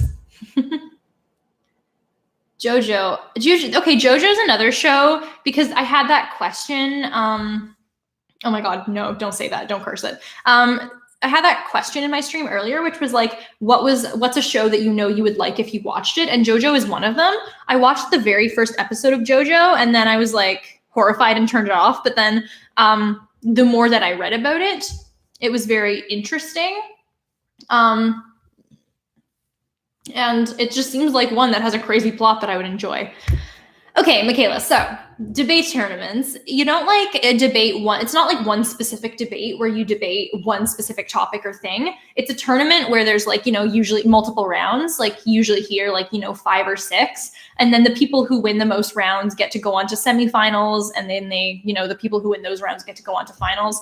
So it's interesting because, you usually get to debate a whole bunch of different stuff at tournaments. So, sometimes it's policy, sometimes it's economics, which makes me very sad. And me and my partner do a lot of like feminist cases because there's, interesting stuff to discuss there, and it's a good time. No, Diabolic Down Under, don't say that. I would cry. Be it resolved that it's not. No, somebody ran that against you? Dude, I'm so sorry. Oh man, this was like be it resolved. Was this in university? Was this a university straight motion? What CA set that? I'm so what? Who is the CA? Like, oh, I'm sorry. Who sets, I mean, okay, I know the point of straight motions at CP tournaments is you're not really supposed to run them, but like, who does that? Don't actually name them. I'm just like, ugh. Oh my God, no. Okay, I'm having like war flashbacks because there's this debate tournament, and it's not even like a real CUSID tournament, but like it's a tournament that a private organizer does. Oh my God, it's a tournament that a private organizer does every year, and it's like bad. It's not like a proper debate tournament. The motions are always terrible. One of them was like, be it resolved that microbreweries are overrated. Like, it's bad. And but the only reason people go is because there's free food and free alcohol, and, you know, there's TED Talks and stuff. So it's an exciting event. And so like our society agreed to go, just because like whatever. And then the night before, because we were going to get bussed out to Quebec to go there, the night before, there was a snowstorm, so the bus couldn't take us anymore. I've been streaming for a while, Kat. Let me have this. Yeah, so there was a storm, but they were like, okay, you can't come to Quebec, you can't have the free food, you can't have the free alcohol, you can't have the TED Talks, but you can still have the terrible debates that were like the only reason you didn't want to go. So we all piled ourselves into the one room in our university that has video calling capacity, and we video chatted. Get ContraPoints on screen. If you guys want to tweet at ContraPoints to come on stream and talk about university debate, like, go ahead. But yeah, so we had to all pile into this small room where they didn't give us food in our university and do these like terrible debates about like microbreweries being overrated. And it was the most painful experience I've ever had. So that's my debate story. Yeah, I'm gonna get AOC on stream. She should join us. She should. I don't know why she isn't here already. I mean, we're best friends, AOC and I. Oh, I know, Keith. Hit me up later. I need to vent about CUSID struggles to someone. Thoughts on Manchester Pride with Ariana Grande? Ooh, I do find it like frustrating. I mean, like how Pride has been increasingly treated as a party with like no consideration for the history of the event. Good night, Michaela. And I don't like that. I've seen tweets of people being like, yeah, I know this person who's homophobic, that she's going to go to Pride just to see Ariana Grande.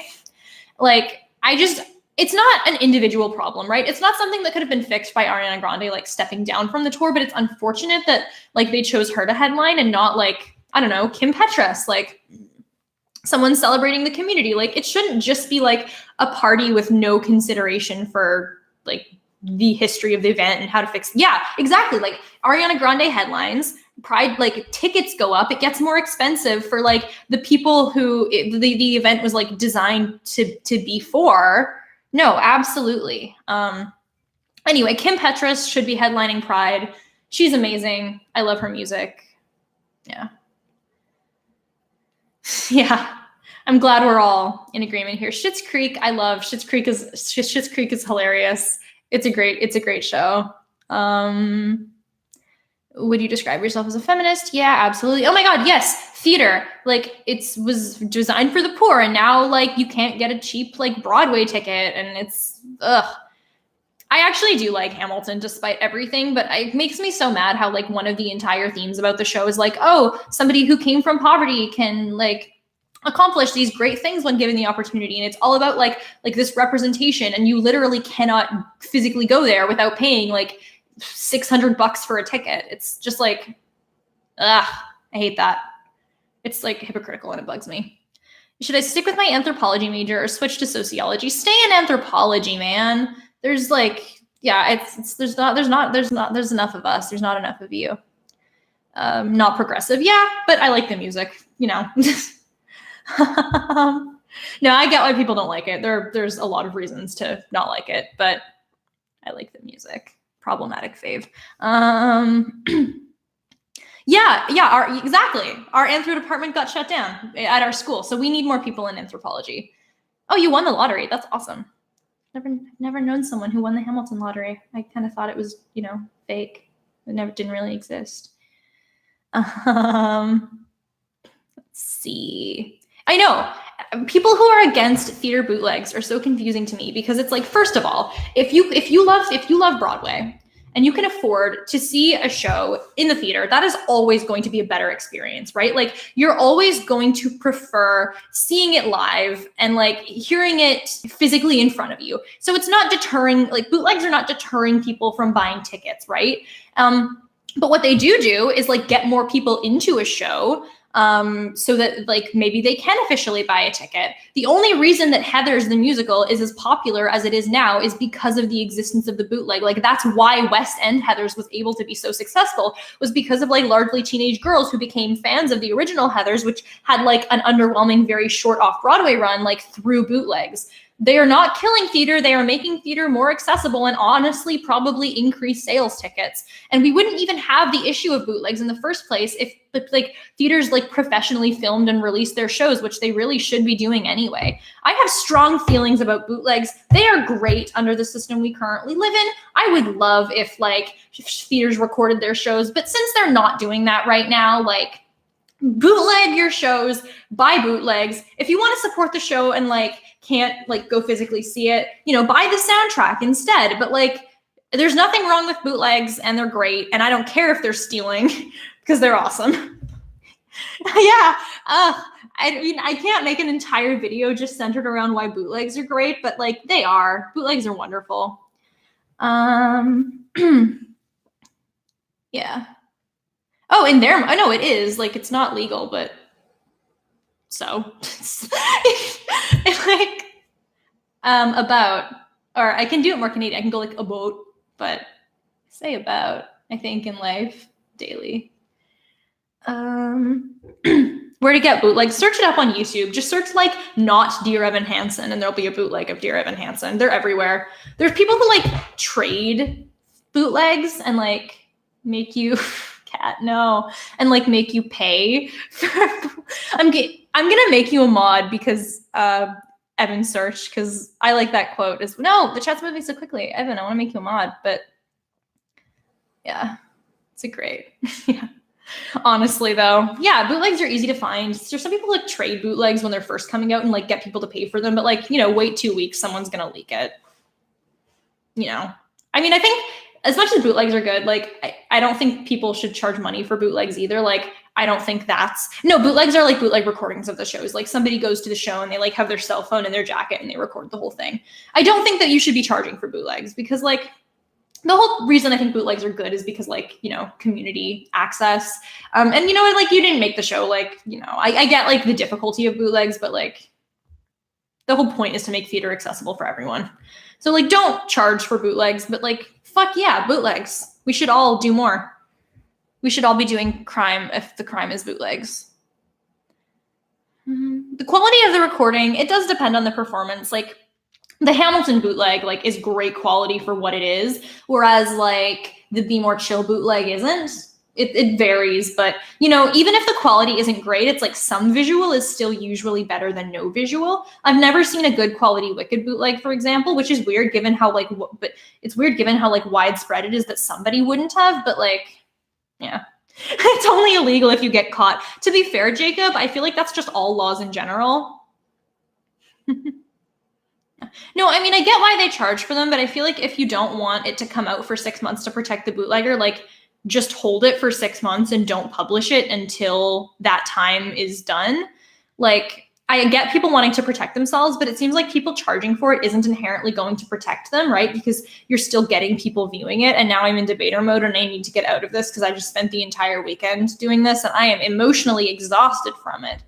One person at the debate tournament, everyone's very nice in the East region, but one person was very rude to me. And I'm still sad about that because I don't like when people are rude to me. The one person at the tournament was like, oh, I watch your videos. And I was like, what? Dude, thank you. That's so cool. So that was exciting. That made me happy, but it was a good tournament. No, it is, Keith. And I try to get out of it. And then I have conversations with real people in daily life. And I'm like, on the comparative, I still win on this point, and it's horrible. Why did I choose this as my hobby? The Aladdin remake, looks bad, man. Looks bad. Let's see. Oh, Kat asks, if there's one thing you could go off about forever, what would it be? I think bootlegs. I think I just did it, man. I didn't realize how much I cared about bootlegs until Someone asked me about bootlegs, and I'm like, man, I have thoughts on this. I care very much. Detective Pikachu looks great. I'm very excited for that one. I hope it's as good as the trailers. Is this why I was defending Five's crime so hard? Yeah, we should all do crime. Did I do debate in high school or only college? Could I get into debate in college if I didn't do it in high school? So I did not debate in high school. I debated in junior high school for 2 years. To be fair, junior high debate is very different than university debate, obviously, but it did give me like a bit of a foundation. But like when I started in university, because I think I didn't have that high school background, like I was not great. The first tournament of the year that I went to was like, it's a tournament just for novices, right? And I didn't do awesome. And now like I've just kept going to university tournaments and I've practiced. There are, I think, high school debaters who got good still do have like a natural advantage over me. Like I've been debating in university now for 3 years. I got 4th top speaker at this tournament, and a novice who had just started university debate that year like got the position right below me. So like if you have done high school debate, I think you are like going to naturally be at an advantage when you start university debate, but like that doesn't mean that you need to have done it to be good at it. It just means that like, you know, you have to practice a little more, but like university debate is better than high school debate in so many ways anyway. And like, I think that there are also like unique difficulties to high school debaters, because there is like, a variety of high school debate things that you have to unlearn when you do university debate that like non-high school debaters don't have to do. So like, you know, you don't have to be a high school debater to be a university debater. I wasn't. Connor Johnson hitting me up with the super chat. Thank you, Connor. Says, apparently there's going to be a Green Eggs and Ham animated series coming to Netflix this fall. What do you have to say about that? Is there really going to be a Green Eggs and Ham No, you're fucking with me. Green Eggs and Ham Netflix. No.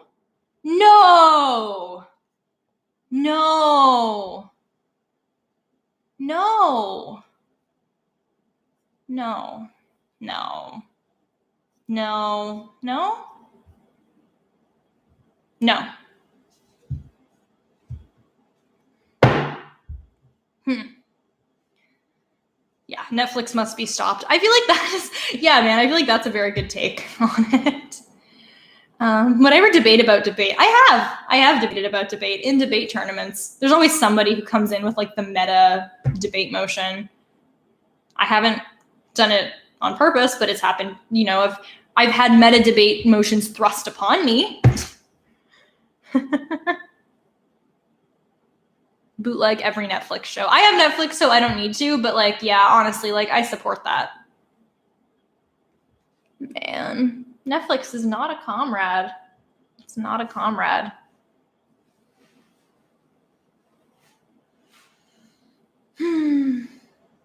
Man, that's too low burden, Keith. That's just true. That's a tight case. How did the Hobbit films compare to the feel of the Lord of the Rings films? Worse. Eat Netflix. Ooh, someone asked me a Patreon question, they said. 1 second. Let me get to it. Okay, hang on.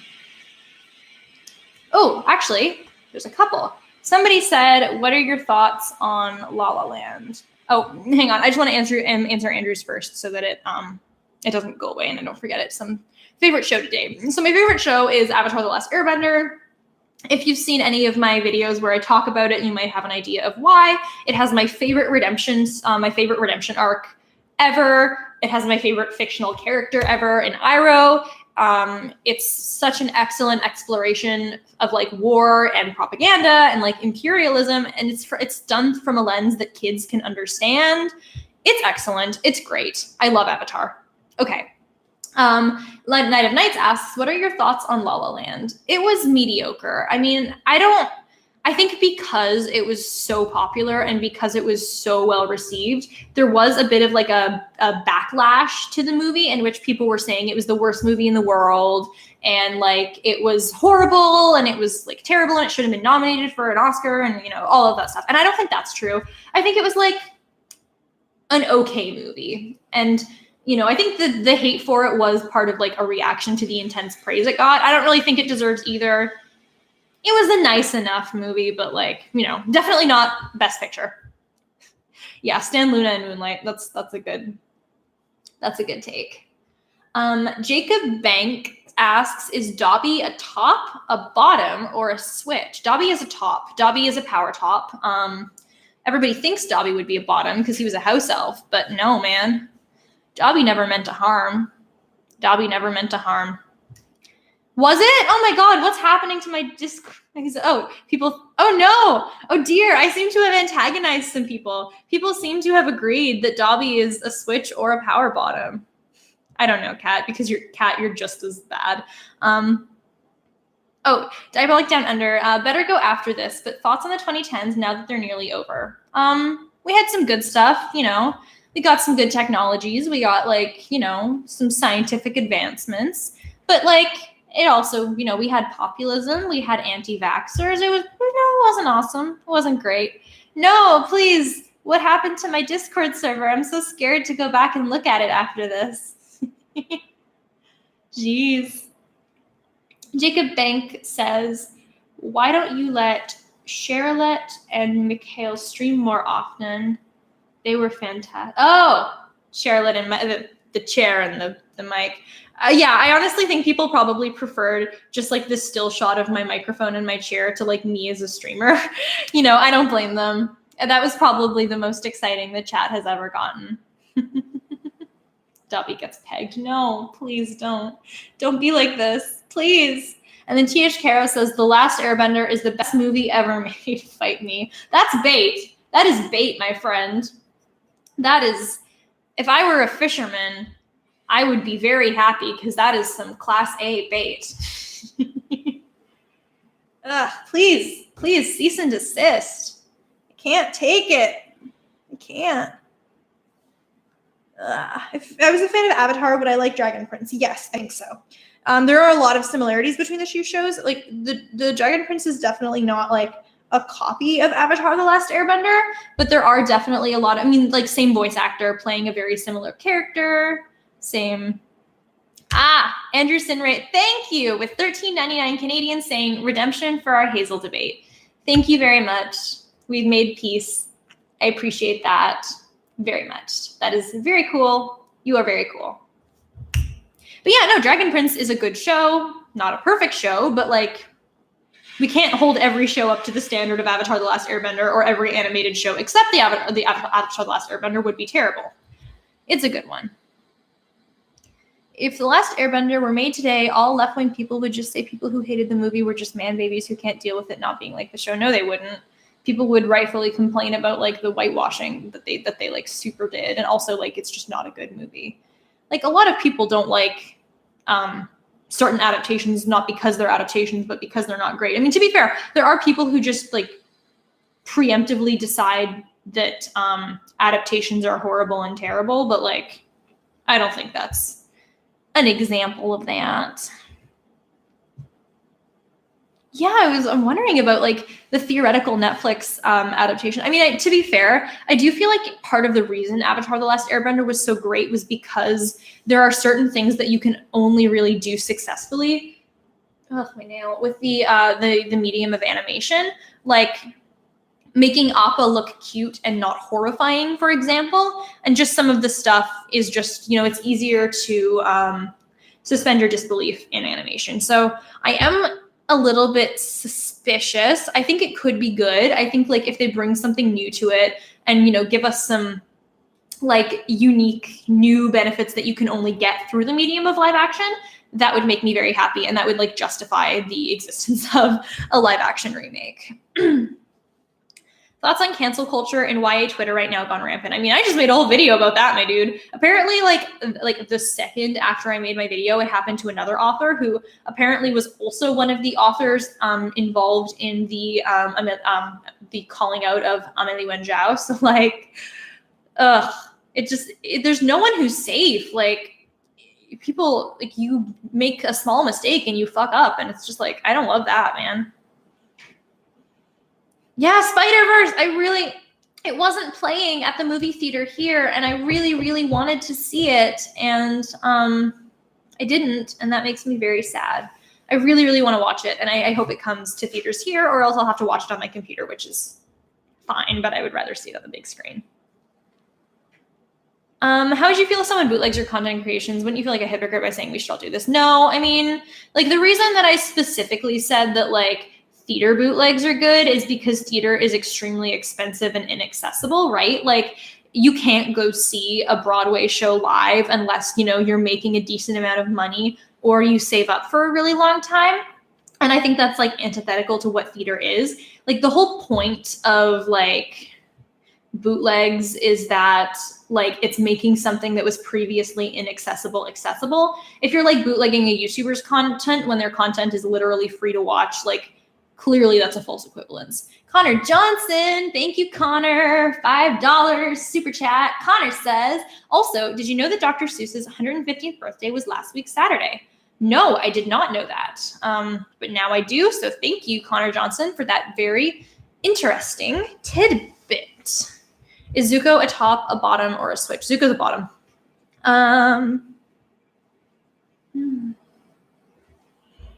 Yeah, dead people can still have birthdays. They can. Yes, exactly. I live in the Caribbean. I only know of Hamilton because of the mixtape. I only saw Heathers because there was a bootleg on YouTube. Exactly. Like bootlegs of theater productions make, like, they increase, like, the popularity of those productions and increase their sales. Like, lots of people only buy tickets to shows because they saw a bootleg and they were like, I really, really, really want to see that live. Otherwise, like, a lot of those shows would be, like, very obscure or fly under the radar. Heathers is just, like, such a great example of this, but I already talked about that earlier. You know, I can't go on multiple bootleg tangents in one live stream. That would be a little bit much, wouldn't it? Ideas on Erebos, the Star-Touched Elf. Is that from the Dragon Prince season 2? Because I haven't seen the second season yet. I was actually planning on starting it tonight. I really loved season 1. So if that's like thank you very much for the super chat. If that's a season 2 thing, I don't know anything about. Friendship again says, OMG, you are my neighbor.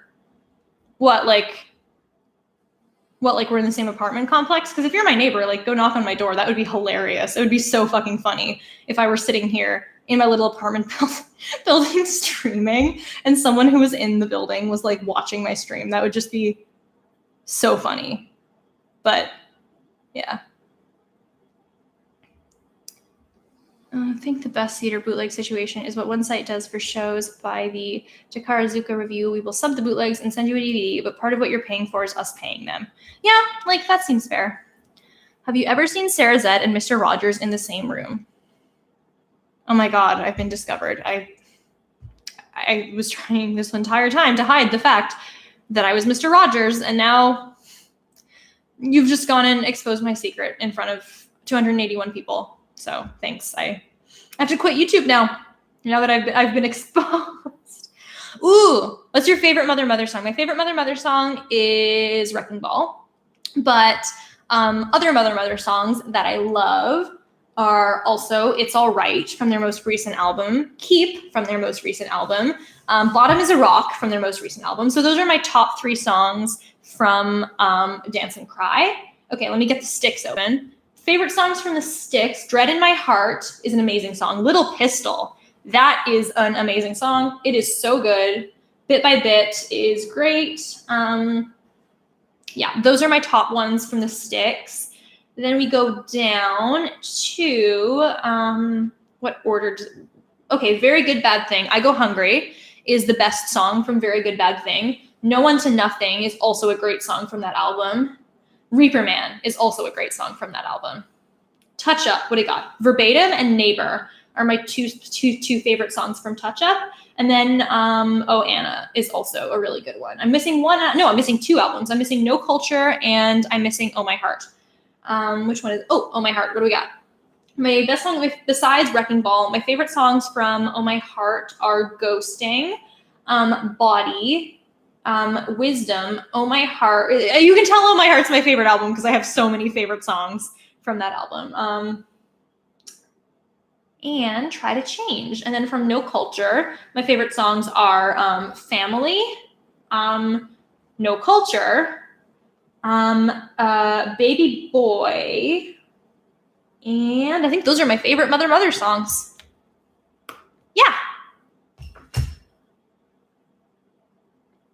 Those are all awesome.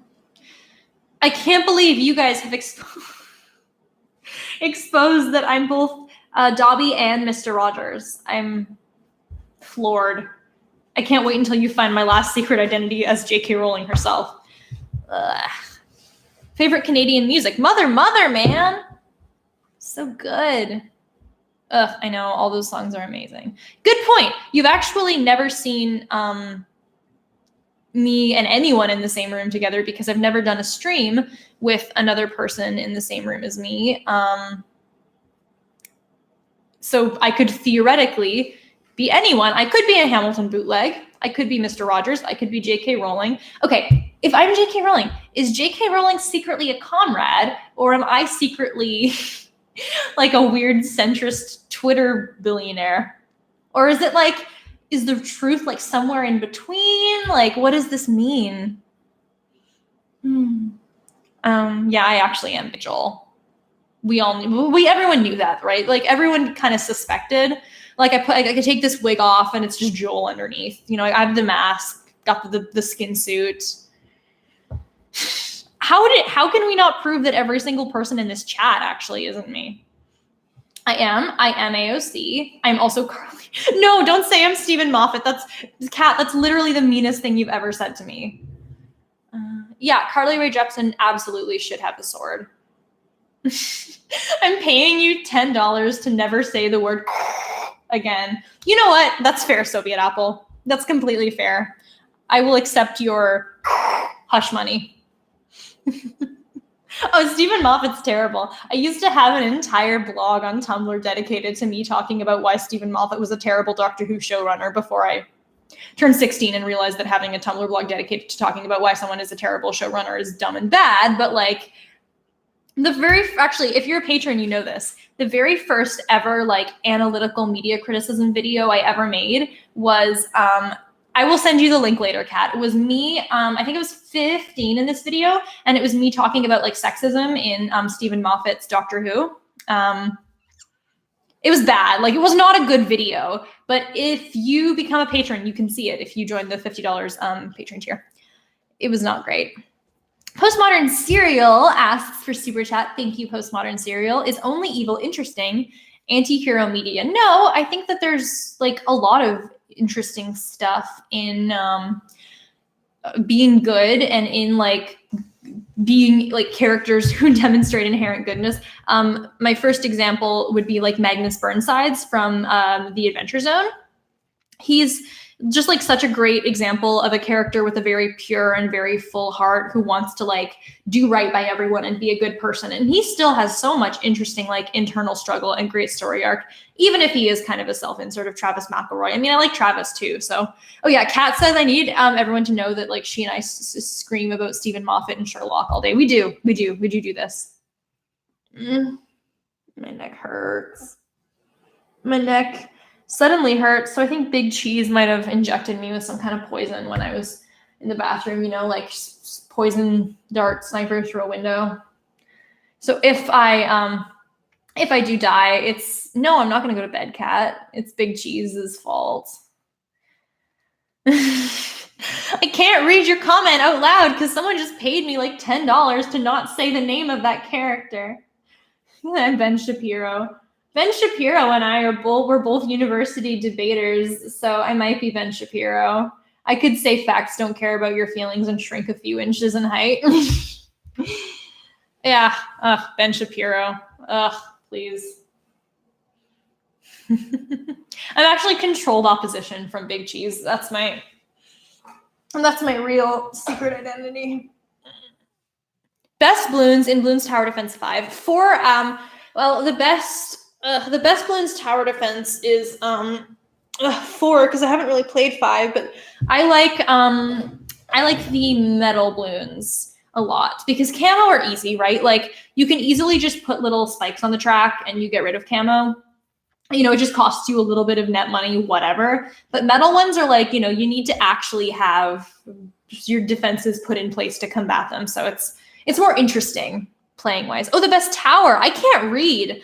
The best tower. Okay, Super Monkey is overrated.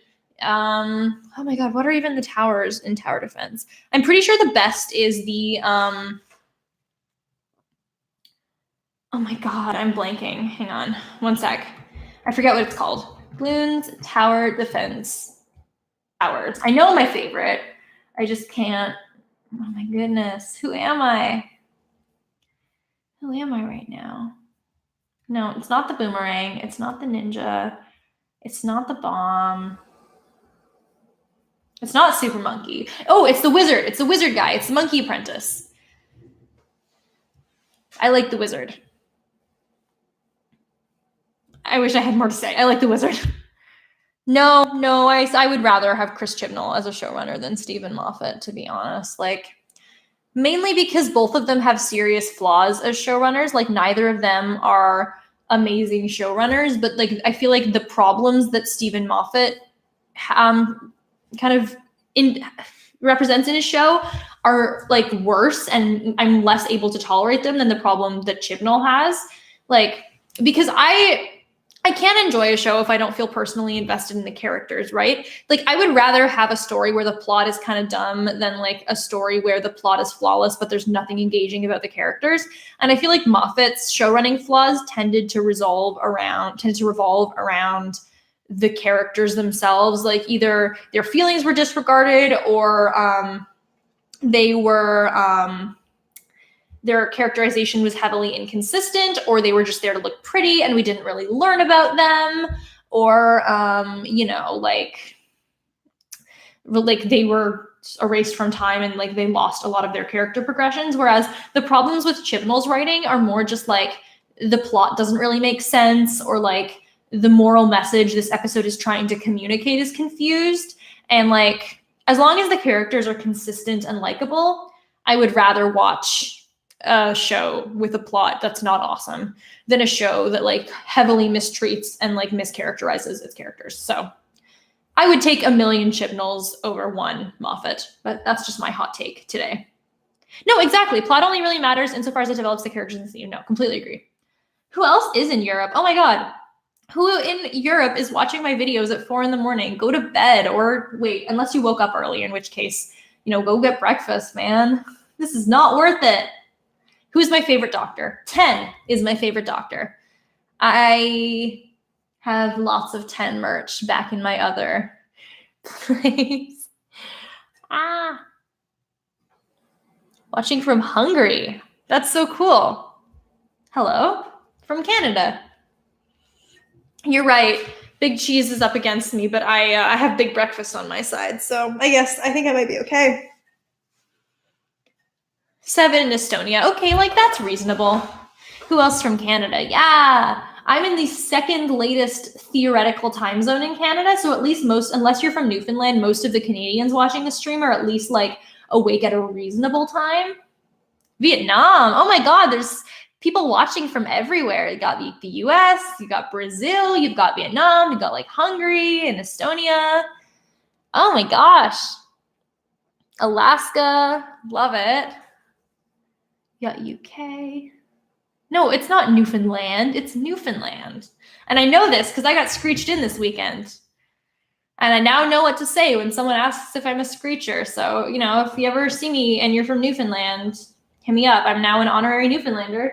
I would show you all my certificate, but it's got my full name on it, so I think I would rather not, even though I don't like care that much. QI doesn't know anything about Newfoundland. They're a bunch of Brits. They know as much about Newfoundland as I know about, nope, not even going to try to say it. The one that ends in Siliogogogo. I was like, I don't know. I feel like some part of me thought that like that sentence was going to end with me magically being imbued with the knowledge. Iceland! I love Iceland. like that some part of me was going to be magically imbued with the knowledge of how to pronounce Yanvire. Still can't say it, but like, and that I was just gonna like flawlessly go through that sentence and everyone was gonna be impressed, even though I don't even remember the town's full name. Yeah, that one. I don't know what I thought was gonna happen there. I don't know, man.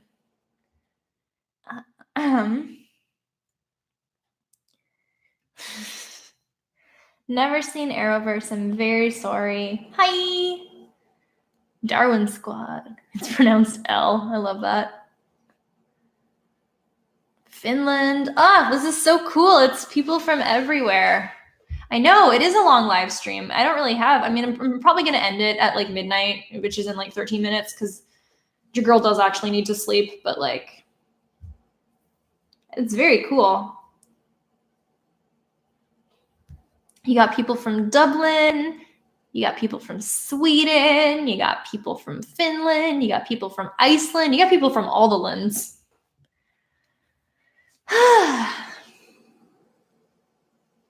Quebec, bienvenue. Damn. Have you listened to Alice Isn't Dead? I listened to the first episode. I enjoyed it. I feel like this is my answer to everything. It's like, I listened to the first episode, I read the first chapter, and then I got really busy, but I would love to finish it one day. But like, I would love to finish it one day.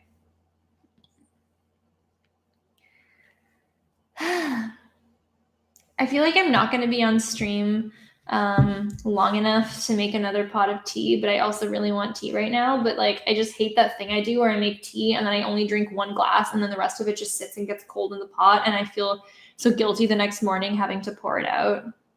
Ooh, is there another corn rant in this week's Trials and Trebuchets? I don't think that there's another corn rant this week, but if you ever like go on the Trials and Trebuchets D&D podcast I'm in, follow us on @Trials and Trebs on Instagram and Twitter. If you go on the Trials and Trebuchets social media and you like make a comment about corn, I assure you Luke is going to see it and he's going to give you like the entire rundown on why corn is terrible and you shouldn't eat it. I felt so bad. I made corn muffins for the group and like he was just like staring at them for several hours and he was like, I really want to eat these corn muffins, but I don't eat corn. And I was just like, dude, do whatever you want. And he was like, fine. And took the corn muffin and he ate it. And he was like, this isn't even a good corn muffin, which like, ouch, man. But like, I made him break his morals for corn muffins that like, he didn't even like. Oh, Max Mariner with the super chat says 100K in less than a year. Unbelievable. Congrats, Sarah. Thank you, Max. That's very kind. I appreciate it very much. I'm very like excited and surprised about what's happening with my channel because I only like made it a little bit over a year ago and I had no idea. So this is crazy. I don't even know like where I'm going to be a year from now. I legitimately have no idea. But that's exciting. I'm really happy about that. Crunch. Am I an EST? No, I'm not an EST. I'm an AST, but I just said EST on Twitter when I was telling people when I would be streaming because nobody uses Atlantic time. No one uses Atlantic time, basically. Thank you. All right.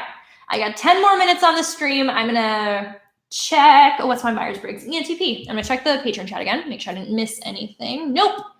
I missed nothing. Have you considered a game night for patrons? Ooh. We should play Board Game Online. That's a really fun game. Do you watch Philosophy Tube? I feel like you've got some audience crossover. I feel like Philosophy Tube is the one person in BreadTube who like I've never really engaged with. Like he doesn't follow me. I don't follow him. And it's not because I don't like his content. I guess I just like haven't, but he makes like good stuff. Everything I've seen that he made like has been really good.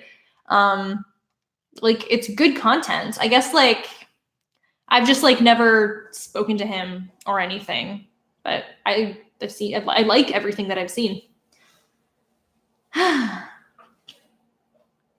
Make a Roll20 D&D game with every single one of your patrons. Oh my God, that would be like so, this isn't a word, but it would be so pandemonious. It's a word now, but I could imagine. That would be interesting.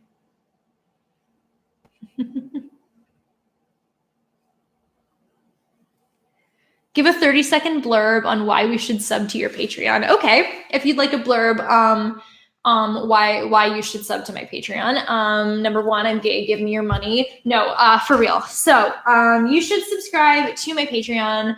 First of all, because I would like to be able to make better quality videos and more videos.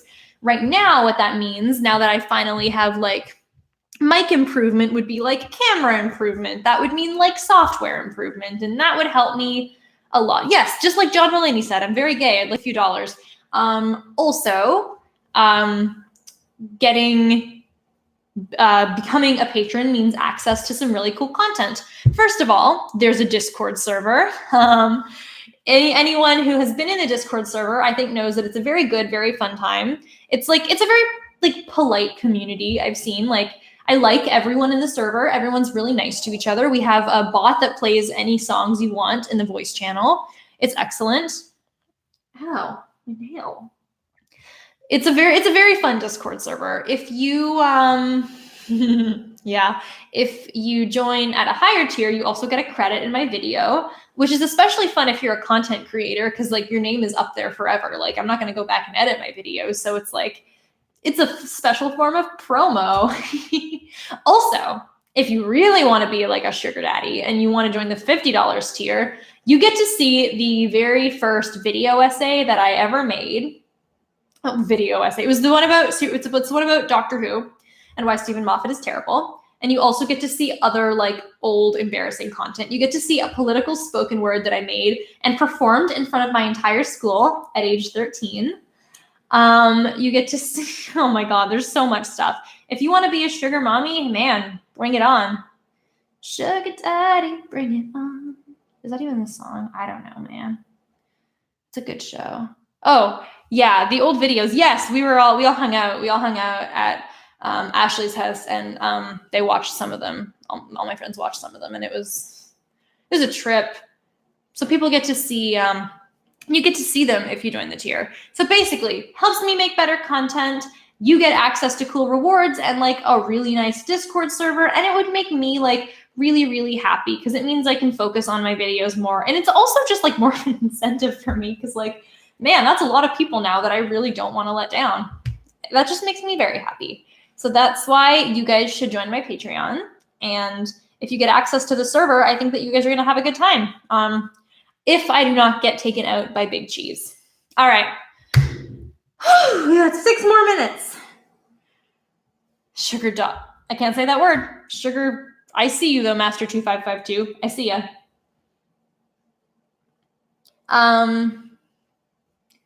Yeah, what else? Do you guys...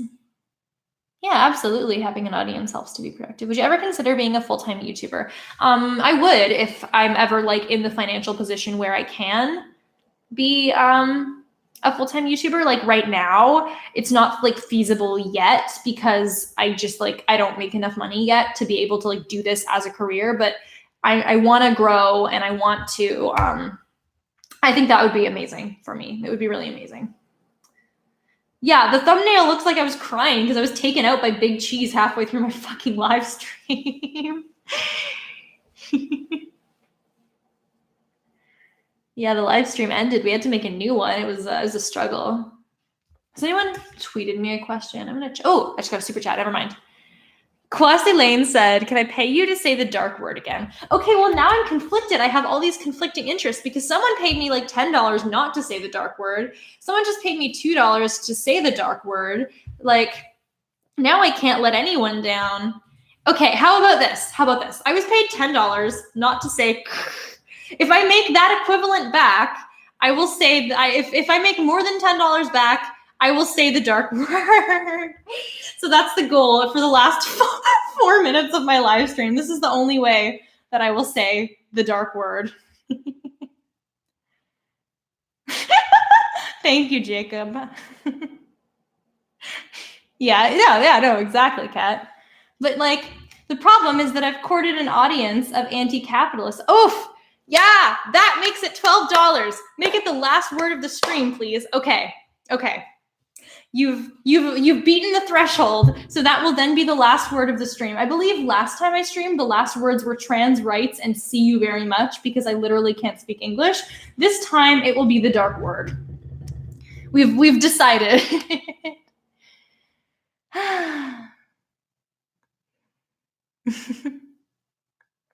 No. Someone doesn't need to give me one more dollar because someone gave me $2 first to say it and then someone gave me $10. So it's 12 to 10. So I'll say it and I'll dab and I'll say it and that will be the end of the stream. It's the dark word, Cole, because he fucks. Ooh, can it be trans rights and then? Yep, it can be. Andrew Sinray, $13.99. Oh, I am absolutely gonna say it now because I just got, no. So Soviet Apple just donated $30 to not say the dark word. Hang on, let me do the math here. So we have $40 against saying it. We have $13.99. Exchange rates. Exchange rates are fake. And then we have $13.90. So we have about $25 right now not to say it. And we have 40 to say it because they spent the $10 first. And I can't math.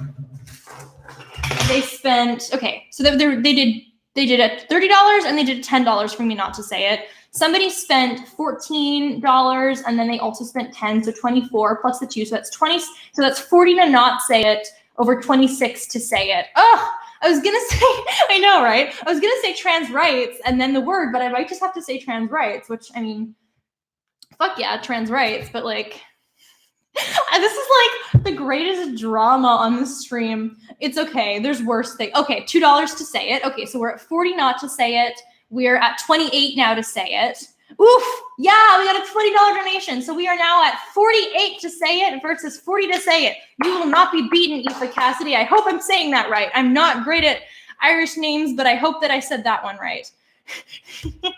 I know. Oh, it's okay. Someone on Tumblr made like a weird cult of personality and like literally people paid them to eat crayons. So at least this way, like I'm not eating a fucking crayon. So, you know, still better than some streamers if we're throwing shade today. Okay, we're at 59. We got the dark word shall be said. Oh my gosh. Okay, now that's $2. So we're at 40 over 50. I think I'm going to have to, okay, we got 52. I'm going to say it. We got 30 seconds left. Yeah, we got another 10 to say it. We're at 40 versus 62 now. This is fucking spicy. $27.99. Oh my God, what is this? That makes us now at, what is that? 71. Okay, we're at 15 seconds. I'm not gonna say a slur, Katrina. Oh my goodness, this is so intense. This is, Jesus, okay. We're at 59. I'm gonna say it. Trans rights, Dobby.